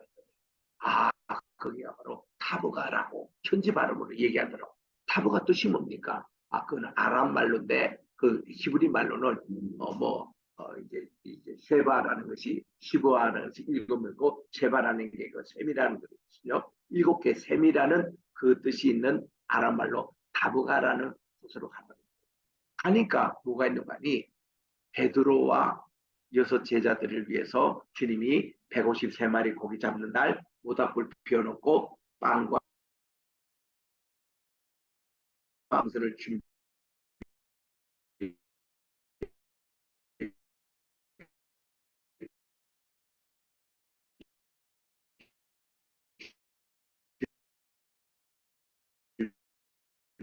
영어로서는 Primacy of Saint Peter 이게 캐톨릭에서 지은 교회당입니다. 거기서 보니까 베드로에게 너는 나를 사랑하느냐 나를 사랑하면 내 양을 먹이라 하고 3번씩이나 했던 그곳이 캐톨릭 교도들은 베드로가 일대 교황으로 수임받는 교회당이라고 그렇게 그들은 지키고 있어요. 그래서 베드로를 일대 교황으로 모시는 바로 그 장소거든요. 그런데 예수님이 이렇게 그 반석에 이제 모닥불을 피우시고 제자들을 먹이시는 그 반석이 지금도 그대로 있는 거예요. 거기 중심으로 조그마한 채플을 지어놓은 거예요. 그러다 86년도에 거기 가서 무릎을 꿇고 반석에 대고 기도했죠. 저는 그냥 다른 거 아니고 나는 성지순례 이렇게 왔으니까 최초로 내가 이스라엘 땅에 와가지고 여기 오고 싶은 곳에 특별히 우리 주님이 여기서 새벽 기도를 하셨다니까 그 현장을 내가 보고 싶었던 거예요. 그래가지고 무릎을 꿇고 기도를 하고 있었거든요. 한 10분이나 지났나 이 교회당은요, 소리내서 기도를 못합니다. 개톨릭에서는요, 청숙이, 사일런스입니다. 그래가지고 조용조용히 기도하는데, 이 채플에 또 내려갈 정도로, 사무엘아, 너는 나를 이 사람보다 더 사랑하느냐? 한국말로 음식이 들리더라. 내가 주변에 한국 사람도 없는데 다 여기는 미국 사람이고 유럽에서 온 사람인데 눈을 떠서 읽어봤어요. 없어. 저 한 몇 사람이 저기 앉아서 이제 쳐다보고 있고 사진 찍고 있고 한두 사람이 여기 근처에서 기도하고 있는데 웬 한국말이 들리고 그 음성이 들리는데 성경의 21장 15절에 나오는 그 말씀이 그대로 내게 들리는데 근데 내가 눈을 뜨면서 누구시죠? 그러니까 우리 예수님이야. 예수님의 음성이 들리는데 내가 그때 순간적으로 했던 것이 그때 나는 영어를 더 많이 쓸 때입니다. 주님이 영어로 내게 물으실 수도 있는데 하버드에 다니는 이 내게 영어로 묻지 않으시고 한국어를 물으신다? 또 그때 내 히브리어 헬라어 다 할 때입니다. 레티노까지 다 할 때입니다. 그때 내가 언어를 고대 건동아에게 할 사람은 7개 고대를 배워야 되고 13개 우리 해야 그 박사 과정에 공부할 수 있는 자격이 있기 때문에 그때 다 할 때입니다. 한국말로 우리 주님이 내게 와서 사무엘아 내가 이 사람들을 사랑하냐 딱 물으시더라고. 깜짝 놀래가지고 내가 주님을 사랑할 줄 주님께서 아십니다. 베드로처럼 그렇게 대답한 거예요. 무엇이든지 주님이 뭐 질문하면요 아는 척하지 마세요. 주님이 아십니다. 이렇게 대답해야지 내가 뭐 주님에게 뭐를 안다고 하겠어요. 그리고는 그걸로 끝이야. 끝나는데 내가 거기서 얼마나 통감해서 우는지 몰라요. 내가 주님이 너는 나를 사랑하냐 물으실 때 내가 진짜 주님을 그렇게까지 사랑 안 했거든. 주님은 그렇게 나를 사랑한다고 하시는데 내가 진짜 주님을 그렇게 사랑 안 했어요. 나도 그 베드로라면 주님 모른도 부인했을 거예요. 내가 베드로고 내가 다른 유다고 다 그렇더라. 그때부터 그 장소가 내게 영적인 고향이 된 겁니다. 나는 지금 또요. 나는 거기 수시로 가고 싶어. 이스라엘에 그 후에 80번 다녀왔지만 갈 때마다 내 거기는 못 가. 그 반석에. 그 반석하고 게세마네 동산에서 예수님이 정말 땀방울이 핏방울이 흘러들었던 그 바위. 그 두 가지는 내가 꼭 가서 기도를 합니다. 이런 얘기를 제가 왜 계시록 공부해서 하느냐면요. 신앙은 체험이 있어야 됩니다. 주님을 만난 이 체험이 없으면요. 죽은 신앙이에요. 그 지금 밤모섬에서 지금 기도하고 있었던 사도 요한. 밤모섬에서 이거 기도할 때 요한이 말이죠. 95년도 AD 때 도민이었던 그 황제의 박해에 의해서 돌아올 수 없는 섬에 그가 갔는데 거기서 하나님께 얼마나 기도를 했든지 갈 때는 그가 구독살이 여기 없었어요. 그의 성경에 보면. 근데 그분이 1년 반 동안 있으면 여기에 구독살이 생겼어. 하나도 바위다가 되고 하나님 기도하면서 하나님 주님 언제 오시렵니까? 주님 언제 이 고난의 때를 제가 망하고 제가 언제 제가 승리를 당하겠습니까? 이 기도를 하다가 보니까요. 이분이 기도하는 여기에 지금도 호미로 여기 그래서 저는 밤무슨 갈 때마다 밤무슨 동굴에 거기 가서 나도 처박히고 기도해 봅니다. 나를 하다가 몇 번 하다가 안 되는 거지. 여기 구독살도 생기지만 이 나이 많은 90세 넘은 이 노사도께서 얼마나 기도하셨길래 이 구독살이 생기도록 기도하게 어느 날 하나님이 주일날 아침에 나타나셔서 이 계시의 비밀을 여기서 보여주시는 거예요. 이게 사도 계시록이기 때문에 이만한 기도하지 않고 이걸 읽으면 이거 안 열립니다. 영안이 안 열려요. 정말 이거 하나님이 마지막으로 주신 그런 말씀인 거예요. 그래서 우리 주님이 7번이나 나는 나다 하고 에고임 말씀해 주시고 그러다 보니까 이런 관점에서 일곱 이것이 몇 개나 나온지 보세요. 여기만 해도요. 계시록에 7교회, 7인, 7나팔, 7대조, 7금초대, 7영, 7별, 7 이기는 자 딱 나오잖아요. 7불, 7눈, 7천사, 7울에 울머리, 멸류관, 재앙, 산광 쭉 해보니까 21번이 나와요. 37이 그것도 21이잖아요. 777, 7로 나면 7. 그래서 저는 이런 세계를요, 직접 청문회에서 나는 확인하고 봤다니까요.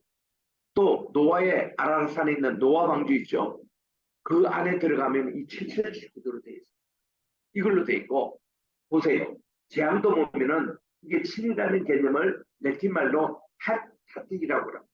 핫타틱이 이렇게 나오는데 일곱 인이 나오잖아요. 일곱 번째 인이 때를 질 때는 일곱 이게 나팔이 나옵니다. 나팔 재앙이 나옵니다. 이볼 나팔장이 끝날 때는 인류의 최고의 이제 최후의 그 재앙이 일곱 대접입니다. 대접. 우리 따라합시다. 인, 나팔, 대접. 이게 21번이잖아요. 아까 이것이 계시록에 21번 나오고 이 하나님의 이런 재앙도 21번 나오고 이 777입니다. 이게 다 하나님의 상징주예요. 그뿐만 아니더라고. 내가 말씀을 읽다 보니까 복이 있으리라. 이게 7번 나오더라고요. 제가 자수 정리한 겁니다. 다른 교과석이 없어요. 예언의 말씀을 읽는 자와 듣는 자 가운데 기록한 것을 지키는 자들이 복이 있나니 때가 가까웁니다.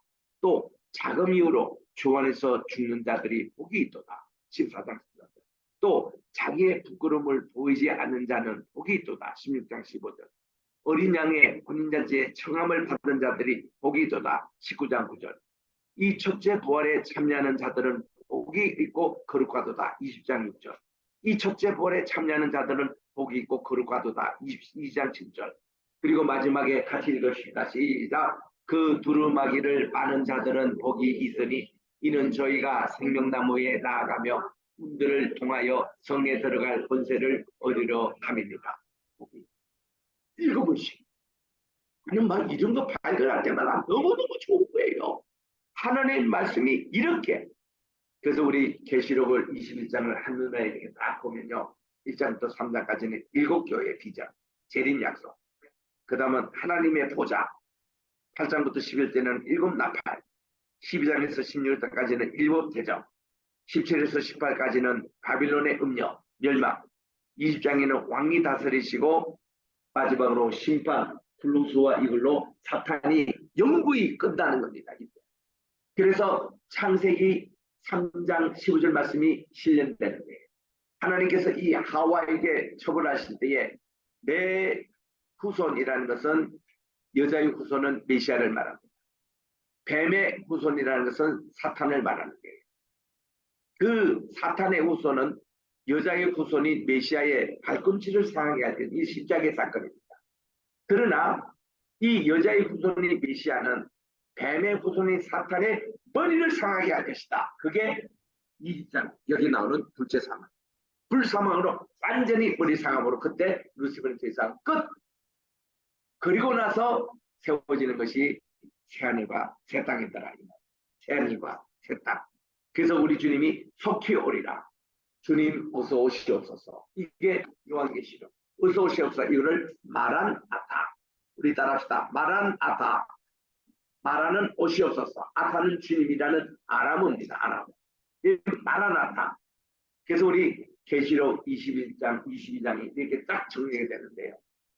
여러분 제가 이거 다 외우지만은 여러분들 이걸 외우십시오. 계시록은요 그렇게 길지도 않습니다. 이걸 딱 외워놓으면요 지금 우리가 어느 시대에 살고 있고 앞으로 어떤 일이 일어나시나 주님이 벌써 이미 다 보여주신 거예요. 그래서 요거를 우리가 참 이렇게 하면서 얼마나 좋은지 모릅니다. 그래서 이거를 아까 이제 굵게 된 것을 제가 영어로 된 것을 한번 좀 여러분들에게 보여만 드리겠습니다. 글씨가 작기 때문에 이게 보여지지 않습니다. 여러분들 눈에. 그러나 제가 이거를 한번 요거를 제가 아까 정리한 것이 큰 글자입니다. 요거 지금 여러분들이 다 이거를 나눠주기를 원하니까요. 여러분들 집에 가서 자세히 보면 영어로 이렇게 다 나와요. 이게 계시록 전체가 한눈에 다 정리되는 겁니다. 그러니까 이거 아까 제가 굵게 쓴 거 있죠 한국말로 그거 요거를 요약한 거예요. 여기 다 나옵니다. 여기 보면 계시록은 이게 한 그림에 다 그려져 있는 거예요. 요것도 여러분 프린트해 가지고 방에다 붙여놓고 이게 봐도 좋습니다. 엄청나게 귀한 자료입니다. 그래가지고 새하늘과 새 땅까지 딱 보이는 이런 내용들 요거만 해도 카피 해가지고 붙여놓으면은 여러분들이 참 계시록 하나님의 마지막 디자인이에요. 이거를 여러분들이 다 볼 수 있는 하나님의 3대 디자인의 성경이 나오는데, 첫째로 하나님이 만드신 천지 창조하실 때 창세기 1장 2장이 되어 있죠. 그게 하나님의 창조의 디자인. 두 번째는 하나님이 노아 방주를 이렇게 지으라 할 때 하나님의 디자인대로 노아 그대로 지은 겁니다. 세 번째 하나님의 디자인은 모세를 통해서 하나님의 성막을 이렇게 지으라 하고 성막을 탁 주신 거예요. 오늘도 우리 누가하고 점심을 하는데 그분의 소원은, 그분은 디자인 회사를 경영하는 분입니다.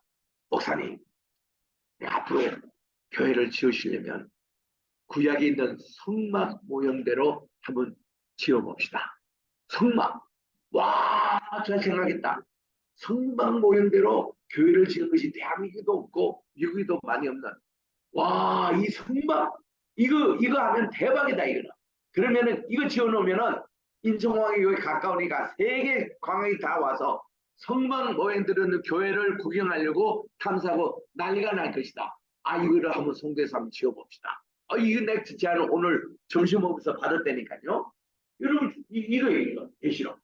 이게 하나님 디자인이에요. 하나님의 디자인은요, 가장 멋있고 완벽합니다. 이거는 하나님 정말의 디자인이에요. 이래가지고 다 나오는데 1장에서 3장 서론, 4장에서 8장 인사말. 이거는 목회서 시대 인사말이에요.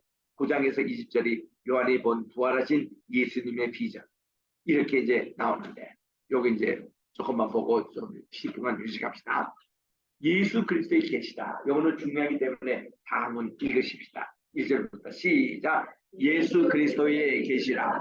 이는 하나님이 그에게 주사 반드시 속게 될 일을 그 종들에게 보이시려고 그 천사를 그 종 요한에게 보내어 지시하신 것이라. 요한은 하나님의 말씀과 예수 그리스도의 증거 곧 자기의 본 것을 다 증거하였느니라.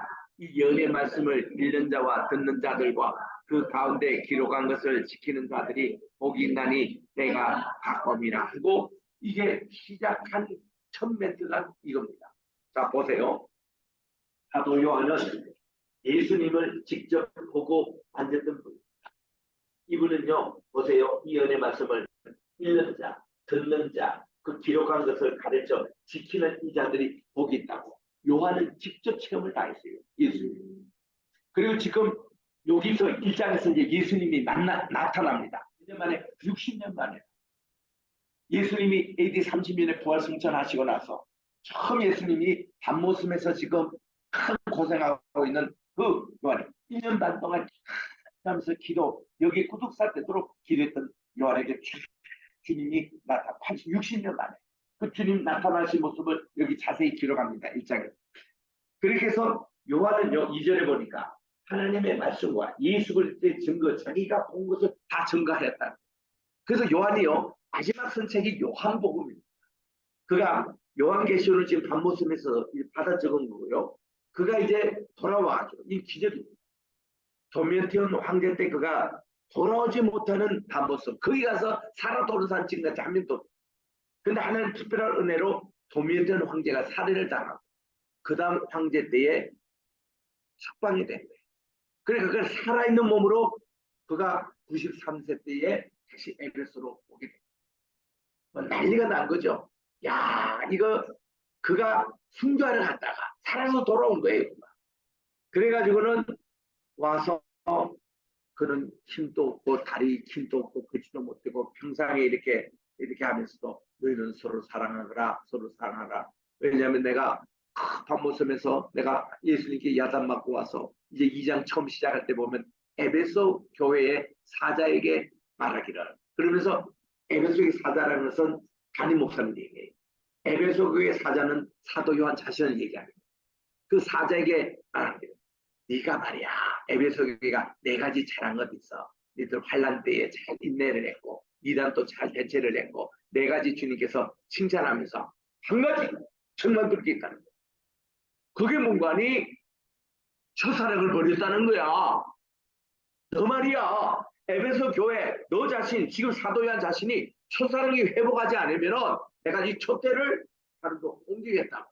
형벌을 받고. 이게 와, 사도 요한이 미치는 거예요. 그다음부터는 자기 제자들 교회입니다. 서문화 교회, 버가모 교회, 우아데라 교회, 사대 교회, 빌라델피아 교회, 라우데 교회. 자기 6명의 이 제자들 교회도 전부 다 책망 또 잘한 점 얘기했는데 서문화 교회만 다 칭찬을 듣는 거예요. 빌라델피아 교회 다 칭찬만 듣는 거예요. 근데 자기는 교회에서 이분이요 사도 이제 훗날 이분이 이제 요한복음을 마지막으로 서면서 이제 신약 성경 27권이 완성이 됐거든요. 이 요한복음을 쓸 때에 요한이 가장 강조한 부분이 뭔가 하니 13장 34, 45절에 13장에는 예수님이 이게 다른 복음서에서 없는 요한이 여기 없던 것을 보충하고 있는 게 요한복음인데 예수님이 잡히시기 전날 밤에 세수대야를 가지고 제자들 발을 다 씻기더라. 보통 이 발은 누가 씻긴가 하면 늘 베드로가 씻겼습니다. 예수님이 수제자라 하잖아요. 수제자 의무가 뭔지 아세요? 수제자는 제자들 이제 저녁 식사하러 다 들어옵니다. 그러면은 수제자는 가장 큰 심부름 하는 제자라는 뜻이에요. 뭐 높은 자리 요즘 수석 부모사 이런 개념이 아니고 발을 닦아주는. 발을 닦아주는 것은 이 제자 가운데서 제일 하급 사람 숨기는 데 있어요. 그래가지고 발을 늘 씻겨주는 게 자기 잡입니다. 베드로예요. 그런데 그날따라 예수님이 식사 도중에 일어나셔서 세수대를 두고 제자들의 발을 막 씻기는 거예요. 누가 제일 부담이 됐냐면 베드로예요. 내가 아까 깨끗하게 못 씻겼다. 왜 예수님이 내가 일을 왜 이렇게 하시지? 하고는 지가 끝까지 앉아있다가 베드로의 자리는 제일 이제 문 앞에 들어오는 그 자리가 자기 자리였거든요. 발을 씻겨주기 때문에 우리 주님이 쭉 다 발을 씻겨주는 거예요. 요거 지금 30분 후에 주님을 배반하게 다른 유다의 발도 주님이 씻겨주시더라고요. 그게 참 은혜를 많이 받은 거예요. 예루살렘 바로 그 밑에 가면은 문화박물관이 있는데 거기에 재현한 밀랍이 다 있습니다. 야, 내 같으면 30분 후에 배반을 넣는데 발을 안 씻겨줘. 발을 씻겨줄 필요 없어. 패싱하고 씻었지만 우리 줄 끝까지 사랑한다. 이 가는 유다 발을. 그래가 씻겨주고 이제 맨 마지막에 베드로 차례가 그때에 사도 요한이 궁금했어요. 저 베드로 형님하고 자기가 제일 친하거든요. 왜냐하면 제일 나이 많았던 형님에 해당되는 베드로. 자기는 제일 막내 형이 16살 아직도 티네이저 이런 이제 요한인데 저 베드로 저 형님이 어떻게 나올까 했더니 아닌 게 아니라 베드로가 딱 그저라 주님 이러시면 안 됩니다. 이거는 내 일인데 왜 주님이 저를 이렇게 시켜주셔야 됩니까? 근데 주님이 딱 얘기하는 거예요. 이놈아, 너 내가 지금 너의 발을 씻자면 너하고 나하고는 아무 관계가 없어. 아무 상관이 없어. 이 말은 뭔가 하니 내가 괜히 신 줄 알아. 내가 이 친구하고 우리의 관계성 때문에 내가 이거 시켜주는 것이지. 너 이거 거절하면 오늘부터 너 내 제자도 아니야. 나하고 우리 공동체에서는 아웃이야. 이런 경우를 딱 하니까 베드로 이놈이요. 그걸 끊어야 되는데 주님 그렇다면요. 제 발이 아니라 몸도 다 좀 시켜주십시오. 예수님이 뭐 때밀입니까? 베드로 이것도 보면 성격은 급하고 이렇게 다혈질이 가지고 이렇게 엉뚱한 일을 이렇게 그때 우리 지금 말씀하시죠. 얘야 이미 목욕하냐면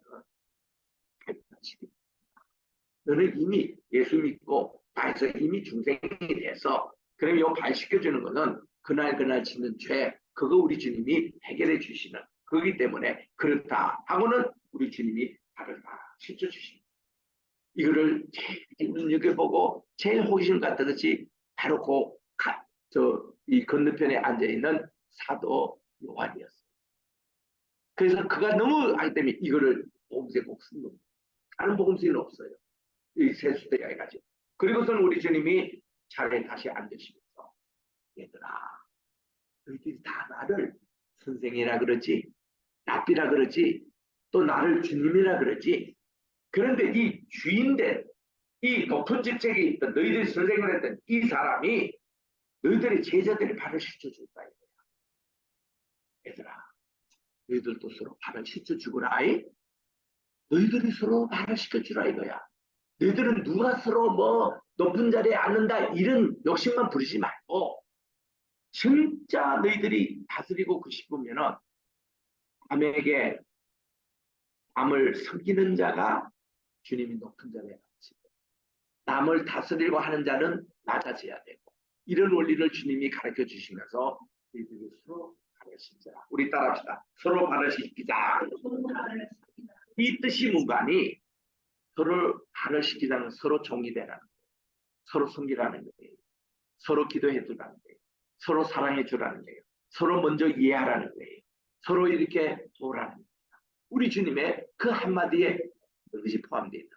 사랑의 공동체를 만들라는 겁니다. 요한이 여기에 다 꼽힌 거예요. 그리고서 우리 주님이 이런 말씀합니다. 내가 너희에게 새로운 계명을 주겠다. 뉴 커맨드. 기가 번쩍해야 돼. 왜냐하면 그들은 10계명은 다 하는데 여기 또 뉴 새로운 계명을 주시겠다는 거예요. 10계명 말고. 이게 10계명만이 내가 너희를 사랑하같이 너희도 서로 사랑하거라. 이것이 내가 너희에게 주고 싶은 새로운 계명이다. 뉴 커맨드더라고. 요한복음 13장 34절 35절에 딱 나오는데 이게 사도 요한의 인생관이 된 겁니다. 예수님이 저렇게 왜 십자가에 달리시고 왜 하나님께서 이 세상에 오셔가지고 저런 모습을 보이고 이게 다 우리가 서로 사랑하게 살라고 그거 말씀으로 주는 것으로 아가파테 우리 헬라 말입니다. 아가팔 때 알레루스 love each other 너희들은 서로 사랑하더라 이 말씀을 하십니다. 이 기독교는요 사랑의 복음입니다. 하나님을 사랑하되 우리 마음을 다하고 우리의 목숨을 다하고 우리의 뜻을 다하여 우리의 힘을 다하여 하나님을 사랑하는 것. 요거를 예수님이 부활하신 후에 베드로에게 그대로 물으신 겁니다. 내가 이 사람들보다 나를 사랑하는 것은 마음을 다하여 나를 사랑한다. 쉐마의 질문을 하신 거예요. 또 두 번째로 내가 나를 사랑하느냐. 우리 주님은 내 목숨을 다해서 나를 사랑하느냐. 그 물으신 것이고 세 번째로 내가 나를 사랑할 때는 내 힘을 다하여 나를 사랑하고 있느냐. 주님은 쉐마적인 세 가지 질문을 베드로에게 물으실 때 베드로는 네 제가 그렇게 하겠습니다 할 때 우리 주님이 내 양을 먹이리라. 우리 주님은 선교를 하거나 목회를 하거나 신학교의 교수를 하거나 무슨 주의 일을 하는 자에게는 조건이 딱 하나. 우리가 마음을 다하고 목숨을 다하고 힘을 다하여 하나님을 사랑하는 자에게 이런 사명을 주시고 이런 것을 우리 주님이 주신다는 것을 요한이 딱 캐치한 거예요. 그래서 새 계명을 너에게 주느니 너희는 서로 사랑하라고 이 사도 요한이 사도 교회를 개척할 때에 그 사랑의 공동체라는 이름을 붙였고 그리고 요한은 자기 자신을 꼭 부를 때는 뭐라고 했냐면 주님께서 사랑하는 그이라고 불렀어요. His beloved disciple. 주님의 사랑하는 제자라고 자기를 불러요. 요한복음에 3배는 나오잖아요. 그러니까 우리 주님의 앞에 기대면서 주님 그 자가 누굽니까? 이제 가룟 유다가 배반한다니까 그 자는 누가 물을 때도 주님의 사랑하는 그 제자가 주님께 품에 의지하여 베드로가 야 주님에게 누구냐고 물으라고 할 때 주님의 사랑하는 제자라고 했어요. 자기를 꼭 그렇게 표현합니다. 그래서 사랑 그가 그렇게 평생을 강조하면서 에베소교를 목회를 했다고. 그리고 에베소에 있는 신학교를 그렇게 세워가지고 6명의 제자를 길러내고 다 거기 교회를 개척하게 해서 지원하고 다 그랬던 이 사도 요한인데 본모습에서 말이죠. 부활의 주님이 나타나셔가지고 너 에베소의 첫사랑을 잃어버렸다는 거야. 그거 회복하지 않으면 내가 이 첫째를 오겠다는 거예요. 여러분 이거 참 깊이 들으세요. 그렇게 이 사도에는 평생 동안 너희는 서로 사랑하라. 그리고 또한 이 첫사랑 이거에 대해서 중심으로 목회를 했다고 하지만은 사람이 말이죠. 그렇게 강조하고 그렇게 하는데 거기에 제일 사람이 약점이 있을 수가 있습니다. 다시 제가 얘기합니다. 어느 사람이든지 자기 제일 자신 있는 부분이 있잖아요. 나는 뭐 수학에는 뭐 자신 있어. 나는 뭐 과학에는 자신 있어. 이런 사람이요. 따지고 보면 제일 수학에 대해서 약한 부분이 있어요. 과학자 이렇게 한 사람도 노벨 물리학상 받은 사람도 가장 물리학에 약한 부분이 있어. 그거를 우리 주님이 정오치린 거예요. 너 말이야, 사도 요한 너 뭐 사랑의 목회 서로 사랑하라 세계명 그렇게 얘기 다 하지만은 너 자신이 첫사랑이 식었어. 말만 그렇게 했지 너 그게 이제 식었다고 이제. 이거 회복 다시 해라는 거예요. 그거를 딱 온 거예요. 그 우리가 신학교 하는 사람들도 농담반 진담반 이런 얘기합니다. 신학교 교수들 가운데서 조직 신학을 가진 사람 이거 보면요. 강의를 들고 그분의 저서를 보면요. 조직 신학 가진 사람이 가장 비조직적으로 강의하고 글을 쓰고 성경 신학 가진 분은 비성경적으로 살아가고 윤리를 강조하는 분은 제일 비윤리적으로 살아가고 이거 우리 50년 전에 우리 신학교 다닐 때 했던 농담이었습니다. 그러니까 그만큼 자기가 강하다 이거 하는 것으로 조심해. 우리 고린도전서 나오잖아요. 고린도전서에 보면은 그 10장 13절에는 내가 시험 당할 때에 뭐 하나님이 피할 기도 주겠네. 뭐 바로 앞절에 보면은 고린도전서 10장 12절에 내가 선주를 아는 사람 조심하라. 언제가 무너질 날도 온다. 그래서 내가 그 구절이 너무 좋아가지고 내가 신학교 40년을 하면서 우리 학생들 꼭 가르칩니다. 여러분들 교회가 좀 잘 되려고 할 때, 학위 좀 받으려고 할 때, 여러분들 좀 잘 나간다고 생각할 때 고린도전서 10장 12절 말씀을 꼭 기억하라. 그러면 내가 가르친 제자들이요. 가면 목회방에 다 이 구절을 써놨어요. 선자는 넘어질까 조심하라. 잘 될 때 조심하라는 거야. 어? 네가 목회 잘한다고 할 때에 주님께서 보시기에 목회 애박점 줄 수 있는 그런 내가 성악을 잘한다고 생각할 때는 가장 성악의 약점이 내가 있다. 내가 자신 있다고 이 부분을 항상 조심하라. 선주를 아는 사람은 조심하라. 언제 넘어질지 모른다는 거예요. 요거를 이제 가르쳐는 거야. 우리 바로 나는 여기서 지금 윤리를 배운 거예요. 이 사도 요한이 자기는 그래도 가장 지금까지 강조한 것이 사랑의 목회, 서로 사랑하거라. 또 이렇게 사랑해서 이렇게 했는데 주님께서 딱 지자는 게 내가 첫사랑이 회복되는 교회도 그렇고 너자. 그래서 이분이 에베소 오자마자 다른 거 아무것도 안 했대요. 그분이 이제 갔다 오셔서 몸도 노쇠해지고 잘 걷지도 못해서 평상에 들리면서 했는데 사람들이 서로 사랑. 사람들을 만나면 서로 사랑하라. 서로 사랑. 설교도 그것만 했단다. 이거 회복하지 않으면 주님이 초대를 옮기시는데 서로 사랑하라. 이거 계속 강조. 그래서 야 이게 계시록도 보면 서로 사랑하라. 사랑의 회복.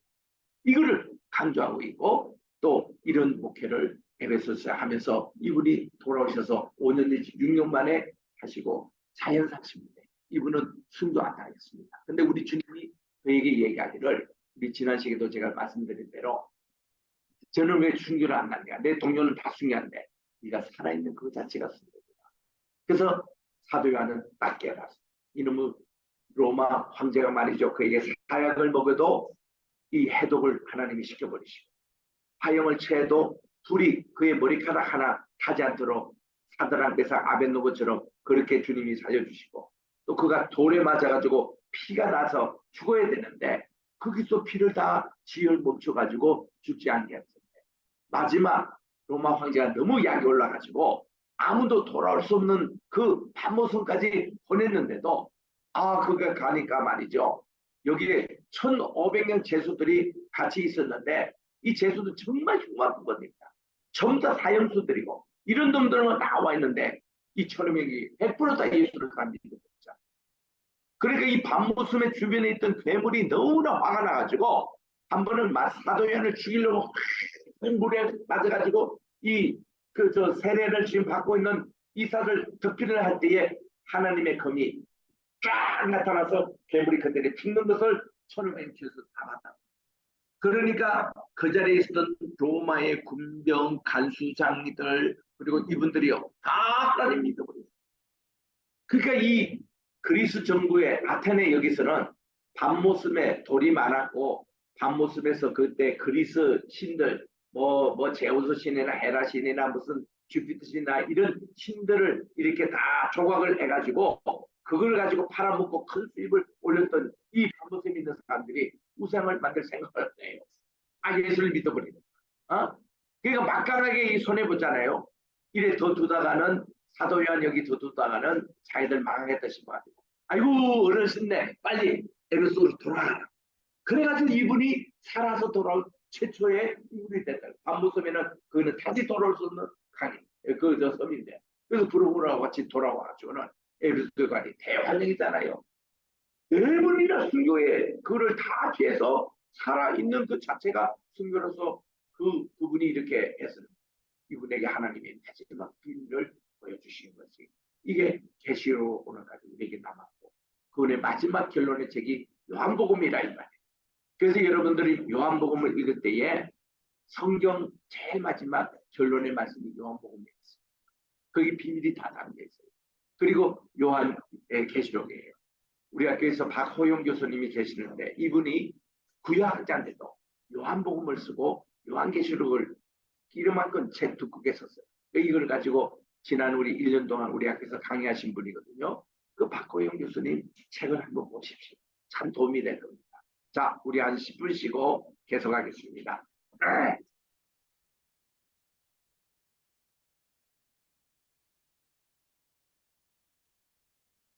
자, 우리 1절에서 3절에 보니까 몇 가지 우리 주제를 정리해 보도록 하겠습니다.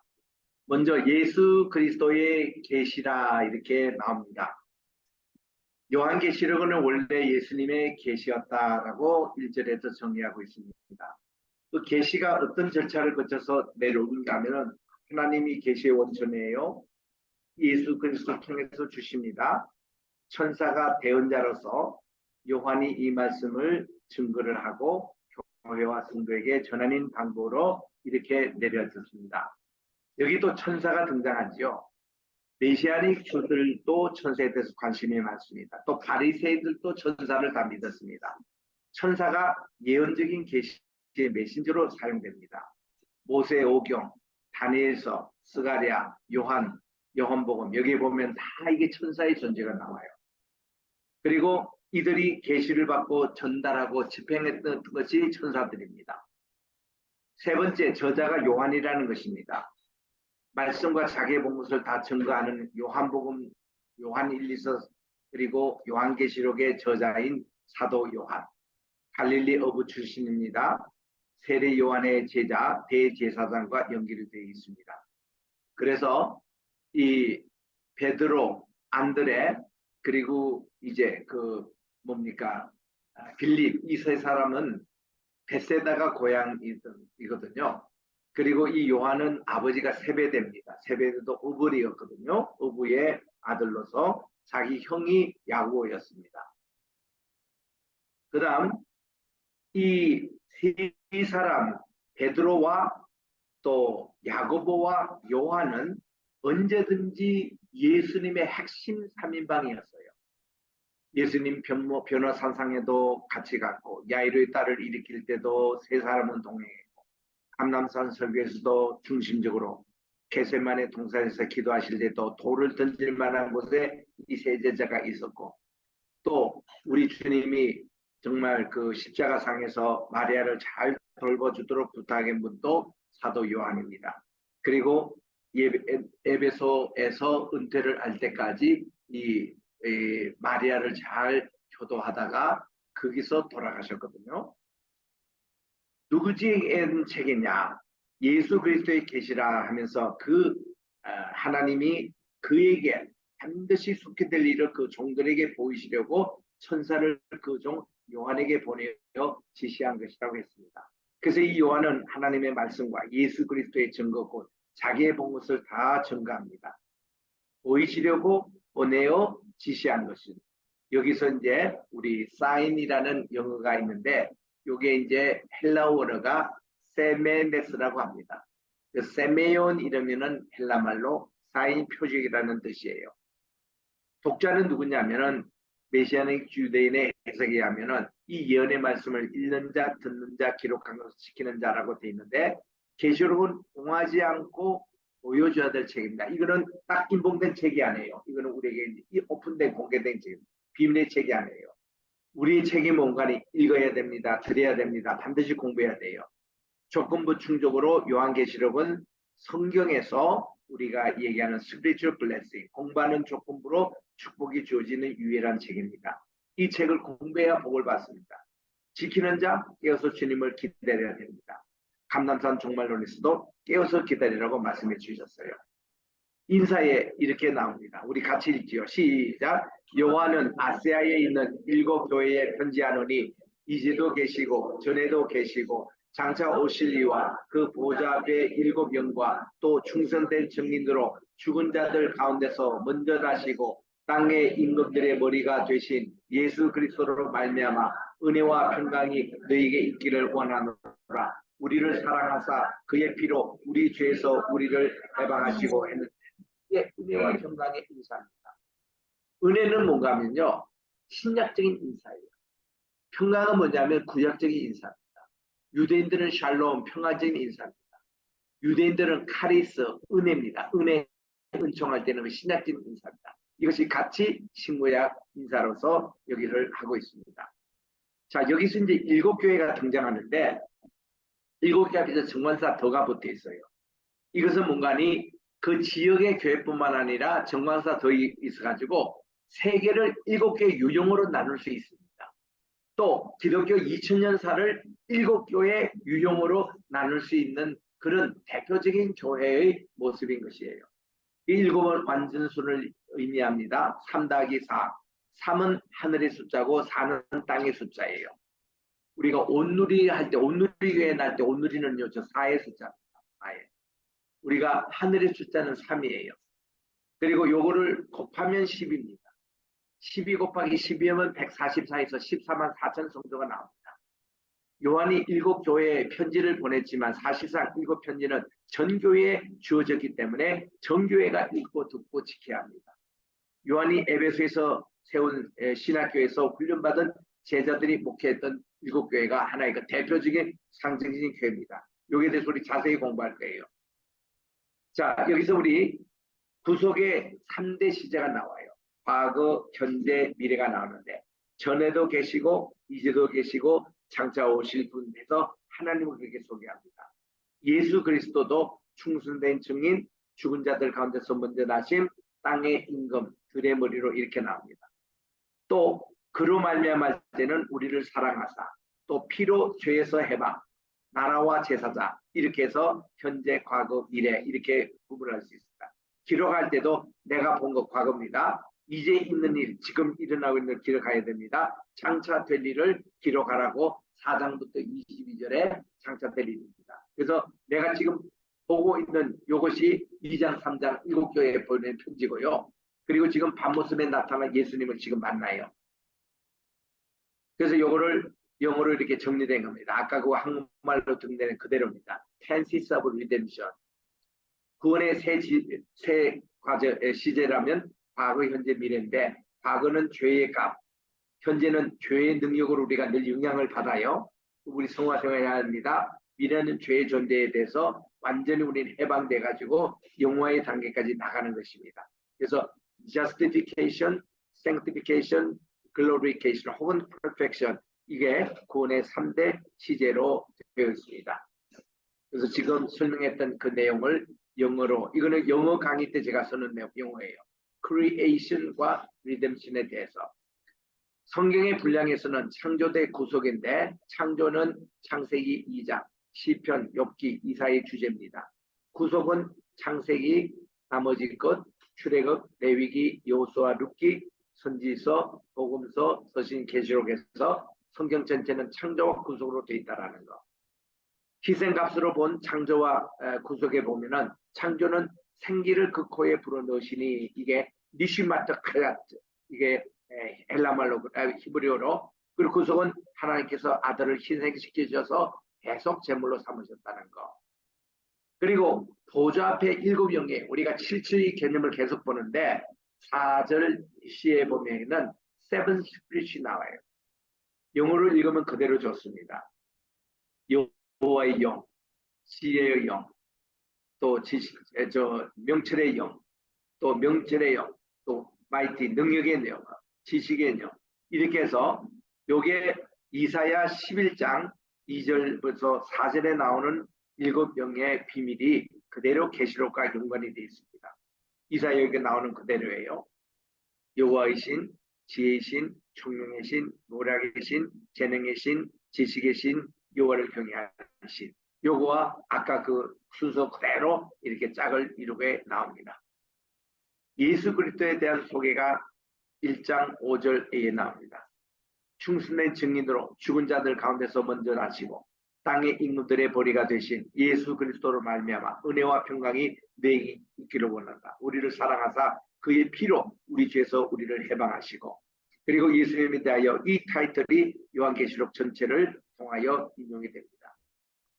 나라와 제사장 1장 6절에 하나님의 나라를 위해서 우리를 나라와 제사장으로 삼으신 모습인 거예요. 영어로 보니까 hath made us kings and priests라고 이렇게 되어 있습니다. 1장 6절에 킹제임스 바이블입니다.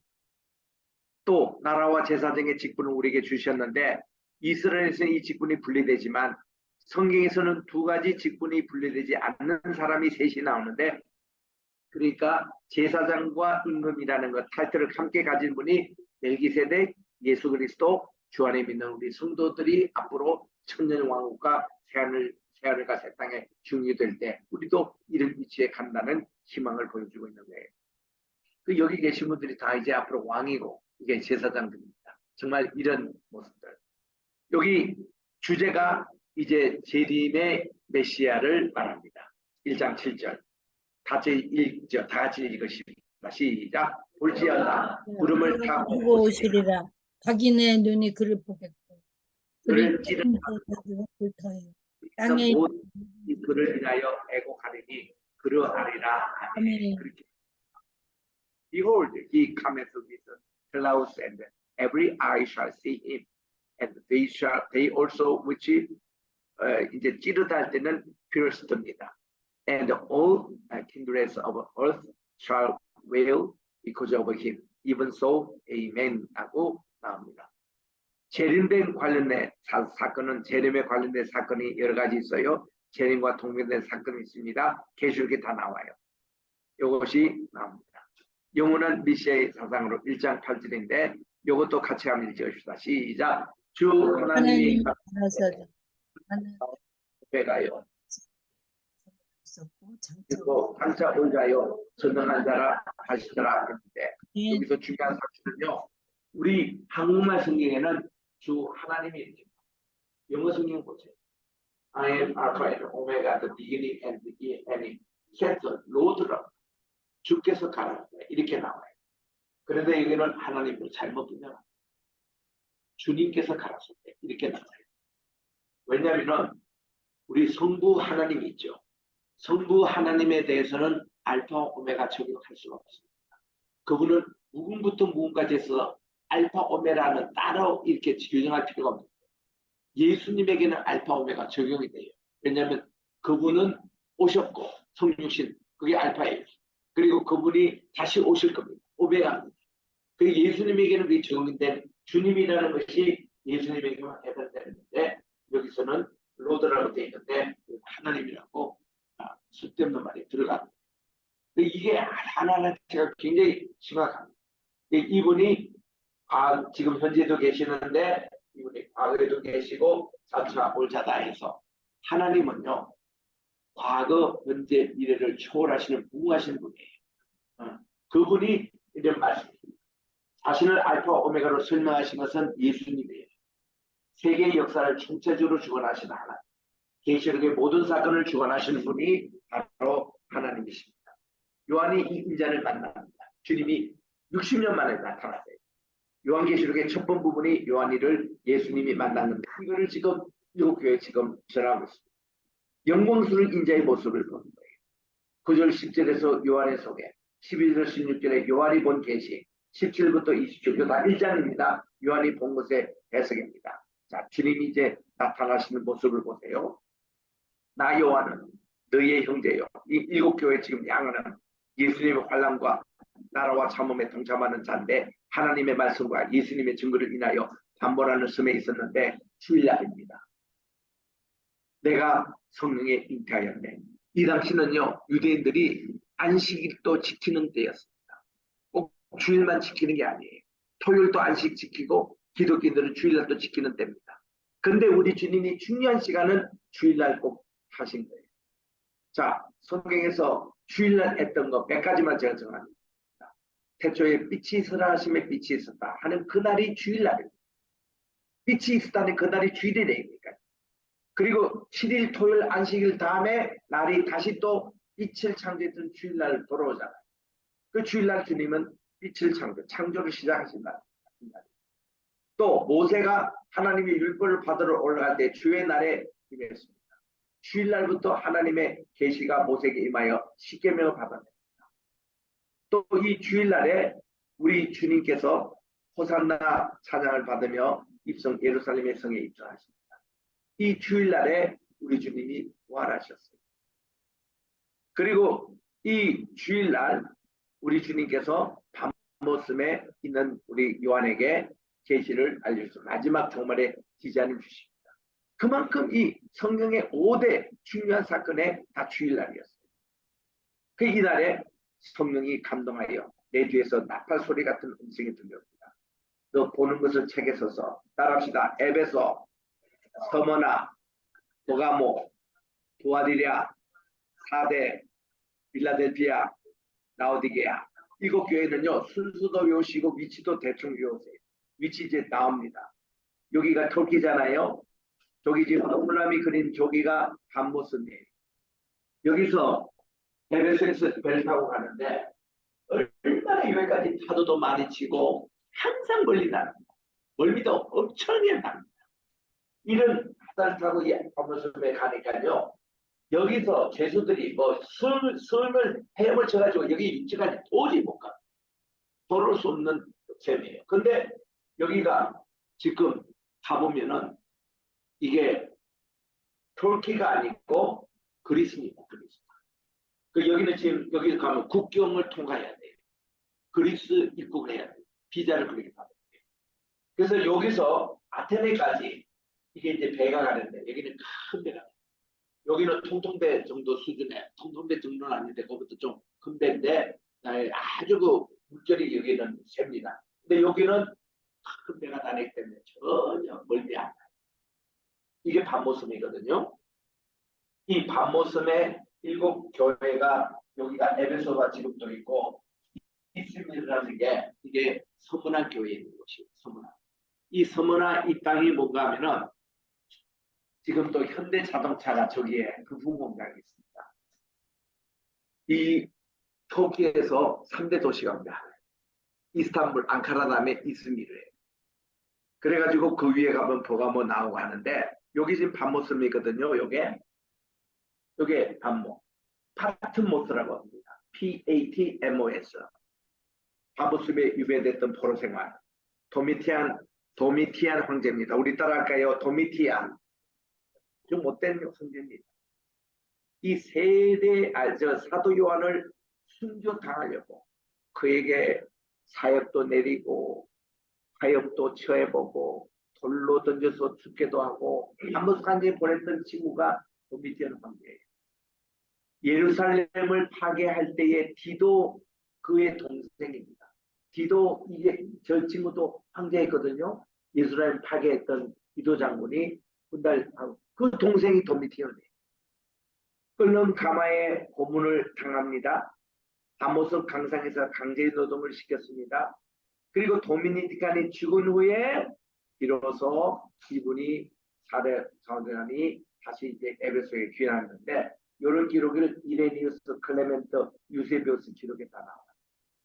교회 사가들에 나옵니다. 그래서 거기서 은퇴하시고 별세를 하시는 건데 다시 이제 여기 에베소가 저기 있고 아테네가 여기 있습니다. 그 중간에 밤모섬이 있어요. 그래서 이제 여기가 에베소 있는데 에베소에서 바울이 말이죠.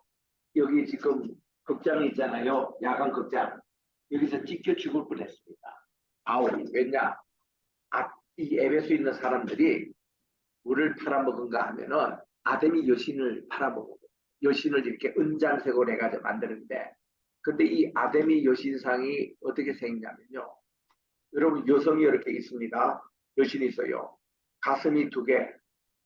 얼마나 더 이쁘겠습니까? 근데 이 아데미 여신은요. 이 가슴에 이걸 강조하기 위해서 24개예요. 24개의 가슴을 있는 것이 아데미의 그 서사입니다. 그게 지금 에베소에도 그 있어요. 그게. 그리고 이스라엘 박물관 가야 돼도 그 캐가지고 거기 갖다 놨습니다. 나는 한 분은 최근에 또 발견됐다고 아데미 여신인데 가슴에 더 많은 것 같아. 가만히 세보니까 36개. 24개에서 36개. 이런 가슴을 강조하는 것이 이게 아데미 여신. 그걸 얼마나 타락했습니까? 어? 거기에 그 사람들이 장사가 안 된다. 이 사도 바울이 에베소에서 두란노 서원을 세우고 그래서 2년 6개월 동안 이거 신학생을 길어내니까 아데미 여기에 점점 장사가 안 됐어요. 화가 난 거예요.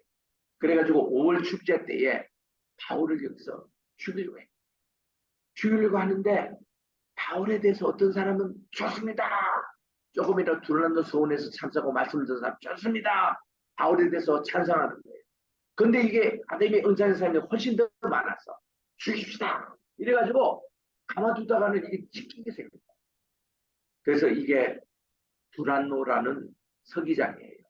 자기 오피스에 바울을 불러놓고 점심시간이 12시부터인데 12시부터 밥을 먹고는 거기에 팔레스타인도 그렇고 오늘날 스페인 포르투갈까지도 다 마찬가지입니다. 유럽에 가보면요.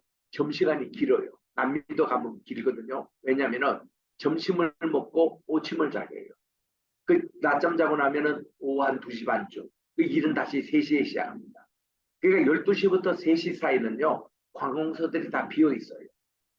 근데 자기 두란노라는 이 사람의 오피스에 그분이 그 여기 서기장이었는데 바울 선생님을 초청해서 성경공부를 했어요. 그 매일 그 시간에 성경공부를 했습니다. 그러니까 신학생들이 거기에 3년 동안 훈련받은 12명의 제자가 생긴 거예요. 그래서 이제 이런 분들이 있기 때문에 두란노가 나서서 안정을 시켰습니다. 여러분, 이 선생님은 절대로 이 뭐 아데미 여신상에 대해서 욕한 적도 없고 우리 에베소에 이렇게 해를 끼친 적도 없고 훌륭한 선생입니다. 하고는 이분이요. 그래서 그 당시는 해변가가 여기까지 있었어요. 지금은 여기서 해변가 4km 더 가야 돼요. 그 당시는 이게 바다가 여기까지 있었거든요. 여기서 배를 태워서 빨리 고린도로 보내드린 겁니다. 그 장소에 이게. 그래서 모든 쇼라인은 저기 4km 있는데 에이스 쇼라인은 여기 해변가가 여기 있었던 곳입니다. 여기 바로 여기에 찢어지를 뻔했던 선곡장.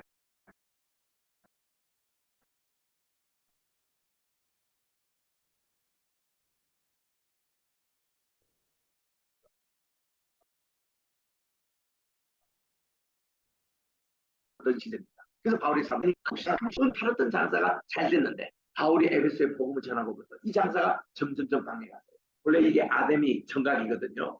아데미의 정각이라는 말은 아데미를 여성을 섬기는 그걸로 그 당시 세계에서 두 번째로 괜찮았던 신전입니다. 요거보다도 더 좋은 신전이 어디냐면은 아테네에 있는 파르테논 신전이었어요. 그게 제1성전이에요. 그 신전이고 두 번째가 아데미. 근데 여기에 정각에 이 기둥이 몇 개인 줄 아세요? 여기 120개입니다. 그러니까 헤롯 대왕이요. 예루살렘 성전을 멋있게 지으려고 했어요. 그래가지고 거기에 솔로몬 행경으로 들어보셨죠? 거기서 베드로가 설교하고 3,000명 회개했다. 그 정각이 120개 기둥이 있어요. 요거 본다가지고. 이랬던 아름다운 아데미 그 당시 세계에서 두 번째 가는 신전이 지금 가보면은 초라하게 요것만 남아있어요. 지금 이거 오늘날 찍은 거예요. 그러니 과거에 영화했던 이것은요 아무것도 없고 이것도 지금 그냥 기둥 그저 너무 허전하니까 세워지고 이 늪이었던 이게 옛날 아데미 신전이 있던 누구 때문에 망한 거예요? 솔직히 복음 때문에 망한 거예요. 바울과 요한 때 바울과 요한이 그 당시 에베소는 무슨 동네예요? 소아시아의 수도였습니다. 300년 동안 수도였던 여기에 아담의 정각으로 우상으로 가득 돼 있던 여기에 복음을 지녔어요. 그러니까 에베소서 서신이 나오고 했던 바로 그 장소입니다. 여기는 이제 도서관에 들어갈 때의 그 모습. 에베소 가면요 제일 본 거 많습니다. 성지순례 가면 굉장히 지금 그게 많이 나와 있습니다. 이게 주일날에 하나님이 우리는 일요일이라는 말을 쓰지만 안 돼요. 일요일은 사회에서 쓰는 태양sun 숨기는 날이라는 것이. 주일날은 예수님이 부활하신 날. 그래서 the Lord's Day, 주님의 날이다. 우리 따라합시다. 주일날. 일요일에 말 쓰지 마세요. 주일날입니다. 주일날. 주일날에서 빛을 창조하신 날, 주님이 부활하신 날, 성령께서 강림하신 날, 또 떡을 떼는 날, 성사시하는 날입니다. 이 계시가 임한 날, 기독교 이 예배는 7가지의 주의 날에 대한 교회 역사에 나옵니다. 성령께 감동돼서 밤모습에서 하늘에 보자 광야 끌려갈 때 크고 높은 살 때 성령에 감동하여 여기 나와요. 성령 혹은 성신입니다. 성신님께서 7교회 보내라 하신 말씀, 이게 에베소, 서머나, 버가모, 두아디리아, 사대, 빌라델비아, 라오게데아 보낸 이 편지, 목회서신. 그 7개의 위치가 여기 이제 쭉 나옵니다. 여기 순서도 여러분 외우시고, 요한이 본 계시에 대해서 1장 12절 16절에 주님의 모습이 드러나요. 60년 만에 주님을 봅니다. 내가 몸을 돌이켜 나더러 말하는 음성을 알아보자 할 때에 7 촛대가 보입니다. 그 촛대 사이에 7 인자 같은 이 바로 이제 예수님이 나타납니다. 발에 끌리는 옷을 입고 가슴에 금띠를 띠고 머리와 털에 기지가 흰 양털 같고 눈 같으며 그의 눈은 불꽃 같고 그의 발은 풀무에 다전된 빛난 주석 같고 그의 음성은 많은 물소리 같으며 그 오른손에는 7별이 있고 그 입에는 좌우에 나선 금이 있고 그 얼굴은 해같이 비추는 것 같다. 여기에 대해서 우리 좀 이따가 그림이 나와요. 화가 이를 그린 그림이 있습니다. 그리고 내가 성령에 감동돼서 인더 스피릿 하나님의 성신에게 감동된 그런 내용들이 1장 10절, 4장 2절, 17장 3절, 21장 이렇게 순간순간 중요한 때마다 나오는 거예요. 영광스러운 메시아의 직분 구약에 나오는 인자의 모습, 선지자와 제사장과 왕의 모습, 이게 동시에 나타납니다. 이것을 참고하시고 과거, 현재, 미래 요한은 왕된 메시아를 보았습니다. 7 촛대 사이에 인자를 봅니다. 7별은 7 교회의 사자고 목회자입니다. 7 촛대는 7 교회라고 말씀을 하고 있습니다. 이게 화가가 이렇게 그린 그림이에요. 예수님이 지금 7 촛대 사이에 나타나셨습니다. 그 얼굴은 완전히 빛의 광채예요. 현재 예수님은 교회 중에 계시다가 심판으로 곧 오십니다. 그러니까 우리 주님은 지금도 이 자리에 계세요. 우리 주님은 언제나 우리에게 보이지 않는 손님으로 계시도 내용들을 봅니다. 내가 발에 엎드려 죽은 자 같이 되매 그분께서 주님께서 오른손으로 내게 얹고 가라사대 두려워 말라. 내가 바로 처음이요 나중이니 곧 산자라. 내가 전에 죽었었노라. 볼지어다 이제 세세 영원토록 살아. 사망과 음부의 열쇠를 가진다. 예수님은요 천국의 열쇠뿐만 아니라 사망의 열쇠도 가진다고 했습니다. 음부의 열쇠도 가진. 이게 지옥의 열쇠를 사탄이 가진 게 아니에요. 예수님이 가지십니다. 그리고 내 본 것과 이제 있는 일과 장차 될 일을 기록하라. 이것을 내 오른손에 7별의 비밀과 7 검축된 이 7별은 하나님의 교회 사자, 바로 7개 섬기는 너희들 목회자요. 7 촛대는 7 교회라고 말씀을 하시는데, 요한이 60여 년 만났던 주님의 모습이 자신은 영원자, 무궁자라고 밝히고 있고 부활한 자라고 밝히고 있고 죽음을 정복한 자라고 밝히고 있고 지시사항은 내 본 것, 이제 있는 것, 장차 될 일을 기록하라. 인자의 모습 편지 계십니다. 이제 있는 일을 설명하는데 7별은 이렇게 정말 그 교회 사자, 그리고 7 촛대는 7 교회, 지역 교회 모든 교회 믿는 자 각계인 예언자께서 우리 있는 모든 교회까지 포함되는 내용입니다. 소아시아의 7 교회 유형. 그래서 결론은 요한계시록의 세계 이제 개요 중에 첫 번째 개요가 마칩니다. 요한이 밤모습에서 만난 주님의 모습을 보고 그리고 주신 사명을 기록하여 1장이 마쳤습니다. 오늘은 여기까지 강의하겠습니다. 우리 다음 주 목요일에는 이제 계속 이어서 2장, 3장의 소아시아의 7교회 왜 책망을 받았고 왜 칭찬을 받았고 이런 모습으로 교회사를 요약하고 있는 그것을 이제 공부하도록 그렇게 하겠습니다. 여러분 질문 있으시면은 한두 분 질문하시고 마치도록 하겠습니다. 뉴질랜드 질문이